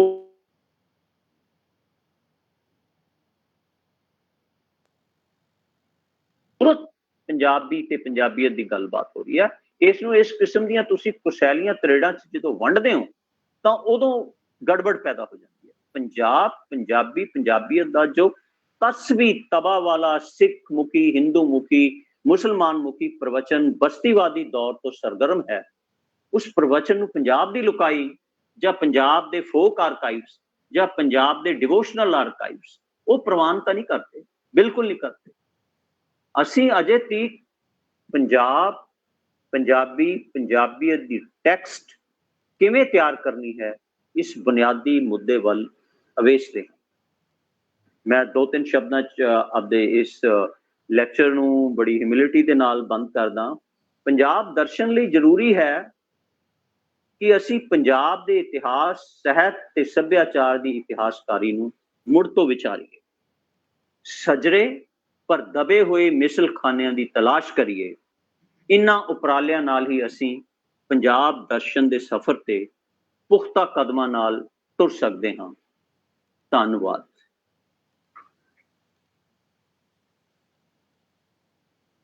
क्या बात है डॉक्टर साहब। डॉक्टर साहब ने मेरा ख्याल है कि ਅੱਜ ਦੇ ਜਿਹੜੇ ਵੀ ਦਰਸ਼ਕ ਸਰੋਤੇ ਡਾਕਟਰ ਸਾਹਿਬ ਦਾ ਲੈਕਚਰ ਅੱਜ ਦਾ ਸੁਣ ਰਹੇ ਹੋਣਗੇ, ਉਹਨਾਂ ਨੂੰ ਯਕੀਨਨ ਇੱਕ ਸੂਤਰ ਪੇਸ਼ ਕਰ ਦਿੱਤਾ, ਜਿਸ ਸੂਤਰ ਦੇ ਨਾਲ ਅਸੀਂ ਪੰਜਾਬ ਨੂੰ ਮੁੜ ਕੇ ਜਿਸ ਤਰ੍ਹਾਂ ਉਹਨਾਂ ਨੇ ਕਿਹਾ ਵੀ ਬੁਣ ਸਕਦੇ ਹਾਂ, ਅਸੀਂ ਇੱਕ ਦੂਜੇ ਨਾਲ ਰਿਸ਼ਤਿਆਂ ਦੇ ਵਿੱਚ ਗੁੰਨੇ ਜਾ ਸਕਦੇ ਹਾਂ। ਅਸੀਂ ਮੈਨੂੰ ਡਾਕਟਰ ਸਾਹਿਬ ਦਾ ਲੈਕਚਰ ਸੁਣਦਿਆਂ ਯਾਦ ਆਇਆ ਕਿ ਜਿਹੜਾ ਹਿੰਦੁਸਤਾਨ ਦਾ ਸਭ ਤੋਂ ਪ੍ਰਾਚੀਨ ਸਾਂਖ ਸ਼ਾਸਤਰ ਜਿਹਨੂੰ ਕਿਹਾ ਜਾਂਦਾ, ਉਹਦੇ ਵਿੱਚ ਤ੍ਰੈ ਗੁਣ ਦਾ ਜ਼ਿਕਰ ਆਉਂਦਾ ਕਿ ਜਿਸ ਤਰ੍ਹਾਂ 3 ਗੁਣ ਜਿਹੜੇ ਆ ਰਜੋ ਤਮੋ ਸਤੋ, ਉਹ ਜਦੋਂ ਇੱਕ ਦੂਜੇ ਵਿੱਚ ਬੁਣੇ ਜਾਂਦੇ ਆ ਤੇ ਸਾਰੇ ਜਗਤ ਦੀ ਰਚਨਾ ਹੁੰਦੀ ਹੈ। ਸਾਰੇ ਜਗਤ ਦੀ ਬਿਊਟੀ ਉਹ ਤਿੰਨਾਂ ਗੁਣਾਂ ਦੀ ਅਲੱਗੀ ਵਿੱਚ ਨਹੀਂ ਹੈ। ਇਹ ਸਾਰੇ ਜਗਤ ਦੀ ਸੁੰਦਰਤਾ ਉਹਨਾਂ ਤਿੰਨਾਂ ਗੁਣਾਂ ਦੇ ਬੁਣੇ ਜਾਣ ਵਿੱਚ ਹੈ। ਔਰ ਜਦੋਂ 3 ਗੁਣ ਬੁਣੇ ਜਾਂਦੇ ਆ ਤੇ ਸਾਨੂੰ ਇੱਕ ਉੱਥੇ ਇੱਕ ਦਿੱਤਾ ਜਾਂਦਾ, ਉਹਦਾ ਇੱਕ ਅਨਾਲੋਜੀ, ਇੱਕ ਮੈਟਾਫਰ, ਤੇ ਉਹਦੇ ਵਿੱਚ ਇਸਤਰੀ ਦੀ ਗੁੱਤ ਬਾਰੇ ਦੱਸਿਆ ਜਾਂਦਾ। ਜਿਵੇਂ ਇਸਤਰੀ ਦੀ ਗੁੱਤ ਜਿਹੜੀ ਆ ਉਹ 3 ਲੜਾਂ ਬਣਾ ਕੇ ਗੁੰਦੀ ਹੋਈ ਹੁੰਦੀ ਆ, ਔਰ ਉਹਦੇ ਵਿੱਚ ਮੇਰੇ ਖਿਆਲ ਸਾਡਾ ਸਾਰਾ ਸੋਚ ਸ਼ਾਸਤਰ ਜਿਹੜਾ ਆ ਉਹ ਇਸਤਰੀ ਦੀ ਕਾਵਿ ਸ਼ਾਸਤਰ ਦਾ ਕਵਿਤਾ ਦਾ ਸੋਚ ਸ਼ਾਸਤਰ ਉਹ ਇਸਤਰੀ ਦੀ ਗੁੱਤ ਦੇ ਵਿੱਚੋਂ ਵੀ ਕਾਫੀ ਜ਼ਿਆਦਾ ਨਿਕਲਦਾ ਆ। ਤੇ ਇੱਕ ਚੀਜ਼ ਹੋਰ ਜਿਹੜੀ ਪ੍ਰੈਸ ਸਾਹਿਬ ਦੀ ਇੱਕ ਕਿਤਾਬ ਹੈ ਸੁਰਮੇਦਾਨੀ। ਅੱਜ ਮੈਨੂੰ ਲੈਕਚਰ ਇਹ ਸੁਣ ਕੇ ਪ੍ਰੈਸ ਸਾਹਿਬ ਦਾ ਇਸ ਤਰ੍ਹਾਂ ਲੱਗਿਆ ਕਿ ਜਿਵੇਂ ਜਦੋਂ ਅਸੀਂ ਅੱਖ ਦੇ ਵਿੱਚ ਇੱਕ ਸੁਰਮਾ ਪਾ ਲੈਂਦੇ ਹਾਂ ਤੇ ਸਾਨੂੰ ਥੋੜਾ ਜਿਹਾ ਜ਼ਿਆਦਾ ਚੰਗੀ ਤਰ੍ਹਾਂ ਦਿਖਣ ਲੱਗ ਪੈਂਦਾ, ਚੀਜ਼ਾਂ ਸਪਸ਼ਟ ਹੋ ਜਾਂਦੀਆਂ। ਤੇ ਡਾਕਟਰ ਸਾਹਿਬ ਦਾ ਭਾਸ਼ਣ ਸਾਡੇ ਲਈ ਇੱਕ ਸੁਰਮੇਦਾਨੀ ਹੈ, ਜਿਹੜੀ ਕਿ ਉਹਨਾਂ ਦੀ ਕਿਤਾਬ ਵੀ ਹੈ ਕਿ ਅਸੀਂ ਇਹਦੇ ਨਾਲ ਜ਼ਿਆਦਾ ਚੰਗੀ ਤਰ੍ਹਾਂ ਪੰਜਾਬ ਨੂੰ ਸਮਝ ਸਕਦੇ ਹਾਂ, ਪੰਜਾਬ ਨੂੰ ਅਸੀਂ ਦੇਖ ਸਕਦੇ ਹਾਂ। ਤੇ ਡਾਕਟਰ ਸਾਹਿਬ ਦਾ ਭਾਸ਼ਣ ਸੁਣਦੇ ਇੱਕ ਹੋਰ ਚੀਜ਼ ਮੈਨੂੰ ਮਹਿਸੂਸ ਹੋ ਰਹੀ ਸੀ, ਜਿਵੇਂ ਇੱਕ ਆਮ ਇਤਿਹਾਸ ਦਾ ਜਿਹੜਾ ਅਧਿਆਪਕ ਹੁੰਦਾ ਉਹ ਸਾਨੂੰ ਚੀਜ਼ਾਂ ਚੇਤੇ ਕਰਾ ਦਿੰਦਾ, ਲੇਕਿਨ ਜਿਹੜਾ ਇੱਕ ਖਾਸ ਅਧਿਆਪਕ ਜਿਸ ਤਰ੍ਹਾਂ ਦਾ ਹੋਣਾ ਚਾਹੀਦਾ ਇਤਿਹਾਸ ਦਾ ਅਧਿਆਪਕ, ਉਹਦੇ ਤਰ੍ਹਾਂ ਪ੍ਰੈਸ ਸਾਹਿਬ ਨੇ ਸਾਨੂੰ ਪੰਜਾਬ ਸਾਡੇ ਸਾਹਮਣੇ ਸਮਰਥਕ ਕਰ ਦਿੱਤਾ। ਅਸੀਂ ਦੇਖ ਲਿਆ ਵੀ ਆਹ ਪੰਜਾਬ ਹੈ। ਤੇ ਜਿਹੜਾ ਪ੍ਰੈਸ ਸਾਹਿਬ ਨੇ ਇੱਕ ਇਸ਼ਾਰਾ ਕੀਤਾ ਵੀ ਅਸੀਂ ਪੰਜਾਬ ਦਾ ਉਹ ਇਤਿਹਾਸ ਕਦੋਂ ਲਿਖਾਂਗੇ।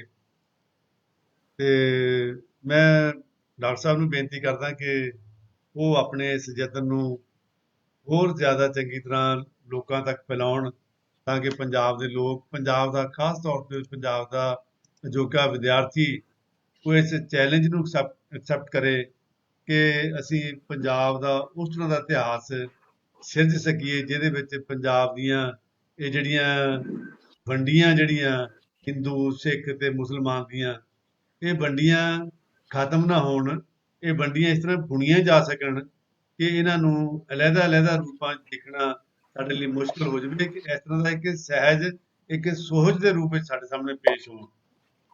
ਤੇ ਮੈਂ ਸਮਝਦਾ ਕਿ ਅਸੀਂ ਇਸ ਆਪਣੇ ਇੱਕ ਬਹੁਤ ਹਲੀਮੀ ਵਾਲੇ ਇੱਕ ਨਿਮਰ ਯਤਨ ਦੇ ਨਾਲ ਅਸੀਂ ਜ਼ਰੂਰ ਇਸ ਪਾਸੇ ਕੁਝ ਵਧਾਂਗੇ। ਸਾਡੇ ਲੋਕ ਜਿਹੜੇ ਆ ਪੰਜਾਬ ਦੇ ਉਹ ਜ਼ਰੂਰ ਇਸ ਪਾਸੇ ਸੋਚਣਗੇ ਕਿ ਪੰਜਾਬ ਨੇ ਬਹੁਤ ਕੁਝ ਗਵਾ ਲਿਆ ਆਪਣਾ, ਪੰਜਾਬ ਨੇ ਬਹੁਤ ਕੁਝ ਆਪਣਾ ਭੁਲਾ ਲਿਆ ਪੰਜਾਬ ਨੇ, ਲੇਕਿਨ ਅਸੀਂ ਇਸ ਯਤਨ ਦੇ ਰਾਹੀਂ ਇਸ ਤਰ੍ਹਾਂ ਦੇ ਹੋਰ ਜਿਹੜੀ ਸਾਡੀਆਂ ਮਹਾਨ ਸ਼ਖਸੀਅਤਾਂ ਉਹਨਾਂ ਨਾਲ ਜੁੜ ਕੇ ਉਹਨਾਂ ਦੀਆਂ ਚੌਕੀਆਂ ਭਰ ਕੇ ਅਸੀਂ ਇਸ ਤਰ੍ਹਾਂ ਉਸ ਪਾਸੇ ਕੁਝ ਨਾ ਕੁਝ ਜ਼ਰੂਰ ਵਧਾਂਗੇ। ਬੜਾ ਦੁੱਖ ਹੁੰਦਾ ਕਿ ਜਿਸ ਵੇਲੇ ਇਹ ਗੁਰੂ ਨਾਨਕ ਸਾਹਿਬ ਦੀ ਜਿਹੜੀ ਇਤਿਹਾਸਕਤਾ ਹੈ ਜਿਹੜੀ ਉਹ ਠੀਕ ਹੈ, ਉਹਨਾਂ ਦਾ ਜਨਮ 1469 ਵਿੱਚ ਹੋਇਆ, ਲੇਕਿਨ ਗੁਰੂ ਨਾਨਕ ਨੇ ਜਿਸ ਫਲਸਫੇ ਦੇ ਨਾਲ ਸਾਨੂੰ ਜੋੜਿਆ, ਜਿਸ ਸੱਚ ਦੇ ਨਾਲ ਜੋੜਿਆ, ਅਸੀਂ ਇਹ ਸਮਝ ਲਿਆ ਕਿ ਸ਼ਾਇਦ ਉਹਦਾ ਜਨਮ ਵੀ 1969 ਚ ਹੋਇਆ, 1469 ਵਿੱਚ ਹੋਇਆ, ਜਦ ਕਿ ਜਿਹੜਾ ਗੁਰੂ ਨਾਨਕ ਦਾ ਦੱਸਿਆ ਹੋਇਆ ਸੱਚ ਜਿਹੜਾ ਆਦਿ ਸੱਚ, ਜੁਗਾਦ ਸੱਚ, ਹੈ ਵੀ ਸੱਚ, ਨਾਨਕ ਹੋਸੀ ਵੀ ਸੱਚ ਹੈ, ਪਰ ਅਸੀਂ ਵੀ ਉਹਨੂੰ ਇੱਕ ਸਮੇਂ ਦੇ ਵਿੱਚ 1469 ਤੋਂ 1708 ਤੱਕ ਉਹਨਾਂ ਨੂੰ ਅਸੀਂ ਸਮੇਟ ਲਿਆ। ਤੇ ਮੇਰਾ ਖਿਆਲ ਹੈ ਵੀ ਸ਼ਾਇਦ ਇਹ ਇਤਿਹਾਸ ਦੀਆਂ ਜਿਹੜੀਆਂ ਇਹ ਗਲਤ ਸਮਝਾਂ ਸਾਡੀਆਂ, ਅਸੀਂ ਉਹਦੇ ਰਾਹੀਂ ਹਰ ਚੀਜ਼ ਨੂੰ ਨੈਰੋ ਕਰਦੇ ਕਰਦੇ, ਤੰਗ ਕਰਦੇ ਕਰਦੇ ਉਹਨੂੰ ਇੰਨਾ ਛੁਟਿਆ ਲਿਆ ਕਿ ਅਸੀਂ ਗੁਰੂ ਨਾਨਕ ਦੇ ਸਿੱਖ ਨੂੰ ਵੀ ਅਸੀਂ ਇੰਨਾ ਤੰਗ ਕਰ ਲਿਆ ਕਿ ਅਸੀਂ ਇੱਕ ਖਾਸ ਤਰ੍ਹਾਂ ਦੀ ਸ਼ਕਲ ਦੇ ਨਾਲ ਉਹਨੂੰ ਸ਼ਕਲ ਤੱਕ ਇੱਕ ਸੀਮਤ ਕਰ ਲਿਆ ਕਿ ਆਹ ਸਿੱਖ ਹੁੰਦਾ। ਲੇਕਿਨ ਗੁਰੂ ਨਾਨਕ ਦਾ ਜਿਹੜਾ ਸਿੱਖ ਆ ਉਹ ਵੀ 1469 ਚ ਨਹੀਂ ਪੈਦਾ ਹੋਇਆ। ਗੁਰੂ ਨਾਨਕ ਦਾ ਸਿੱਖ ਤਾਂ ਉਹ 1469 ਤੋਂ ਪਹਿਲਾਂ ਵੀ ਆ ਔਰ ਗੁਰੂ ਕਾਲ ਤੋਂ ਬਾਅਦ ਵੀ ਆ, ਗੁਰੂ ਕਾਲ ਦੇ ਦਰਮਿਆਨ ਵੀ ਆ। ਉਹ ਤਾਂ ਜਿਹਨੂੰ ਕਹਿੰਦੇ ਯੂਨੀਵਰਸਲ ਹੈ, ਪਰ ਅਸੀਂ ਉਸ ਯੂਨੀਵਰਸਲ ਨੂੰ ਵੀ ਅਸੀਂ ਇੱਕ ਭੂਗੋਲਿਕ ਕਰ ਲਿਆ, ਇੱਕ ਖਿੱਤੇ ਤੱਕ, ਖਿੱਤੇ ਨੂੰ ਵੀ ਗਾਹਾਂ ਛੋਟਾ ਕਰ ਕਰਕੇ ਅਸੀਂ ਚੰਦ ਜ਼ਿਲ੍ਹਿਆਂ ਤੱਕ ਅਸੀਂ ਸੀਮਤ ਕਰ ਲਿਆ। ਤੇ ਮੇਰੇ ਖਿਆਲ ਆ ਵੀ ਖਿਆਲ ਕੀ ਪ੍ਰੈਸ ਸਾਹਿਬ ਦੀ ਇਸ ਅੱਜ ਦੇ ਇਸ ਵਿਚਾਰ ਤੋਂ, ਪ੍ਰੈਸ ਸਾਹਿਬ ਦੇ ਇਸ ਵਿਖਿਆਨ ਤੋਂ ਪੰਜਾਬ ਜ਼ਰੂਰ ਸੇਧ ਲਵੇਗਾ ਤੇ ਪੰਜਾਬ ਆਪਣੇ ਆਪ ਨੂੰ ਪਹਿਚਾਣੇਗਾ, ਪੰਜਾਬ ਆਪਣੀ ਜਿਹੜੀ ਹੈ ਸੁੰਗੜ ਚੁੱਕੀ ਜਿਹੜੀ ਹੋਂਦ ਉਹ ਤੋਂ ਬਾਹਰ ਆਏਗਾ ਤੇ ਪੰਜਾਬ ਆਪਣੇ ਅਸਲ ਰੂਪ ਵਿੱਚ ਪੇਸ਼ ਹੋਣ ਵੱਲ ਜ਼ਰੂਰ ਵਧੇਗਾ। ਅੱਜ ਦੇ ਇਸ ਲੈਕਚਰ ਨੂੰ ਬਹੁਤ ਸਾਰੇ ਲੋਕਾਂ ਨੇ ਸੁਣਿਆ ਤੇ ਮੈਸੇजेस ਦੇ ਰਾਹੀਂ ਜਿਨ੍ਹਾਂ ਸੱਜਣਾ ਨੇ ਪ੍ਰੋਫੈਸਰ ਆਪਣੇ ਗੌਡ ਸਾਹਿਬ ਨੂੰ ਪਿਆਰ ਅਤੇ ਸਤਿਕਾਰ ਭੇਜਿਆ, ਮੈਂ ਉਹਨਾਂ ਦੇ ਨਾਂ ਜ਼ਰੂਰ ਲੈਣਾ ਚਾਹੂੰਗਾ।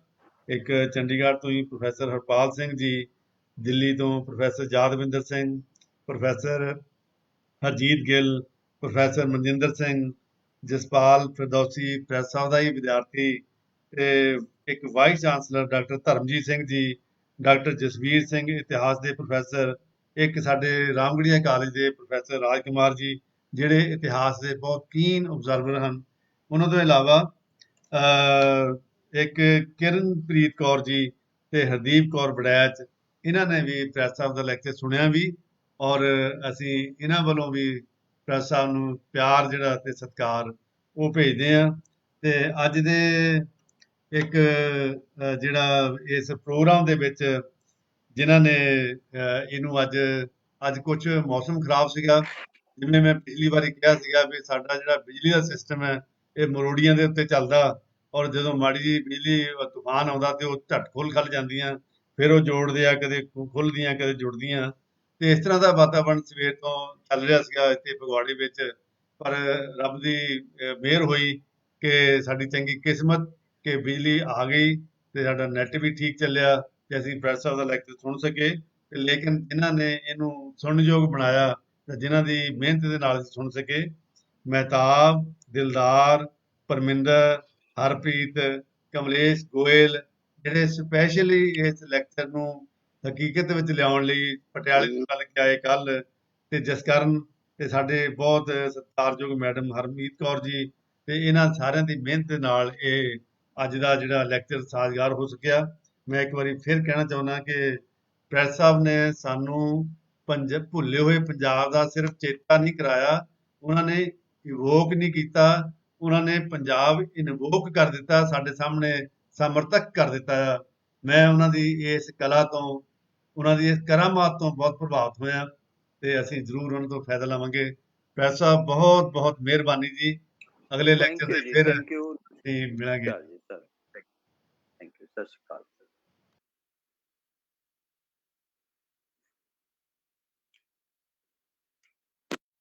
ਐ ਪੰਜਾ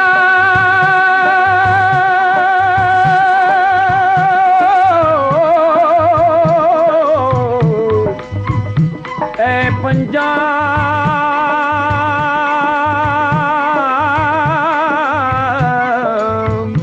ਹੈ ਪੰਜਾਬ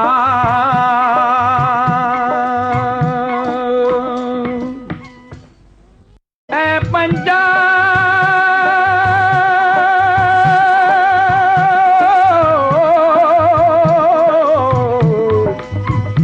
ਐ ਪੰਜਾਬ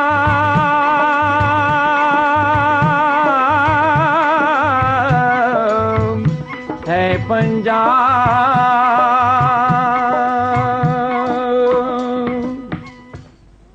ਐ ਪੰਜਾਬ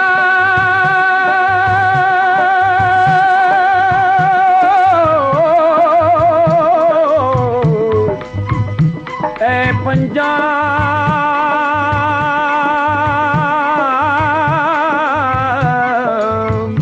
ਹੈ ਪੰਜਾਬ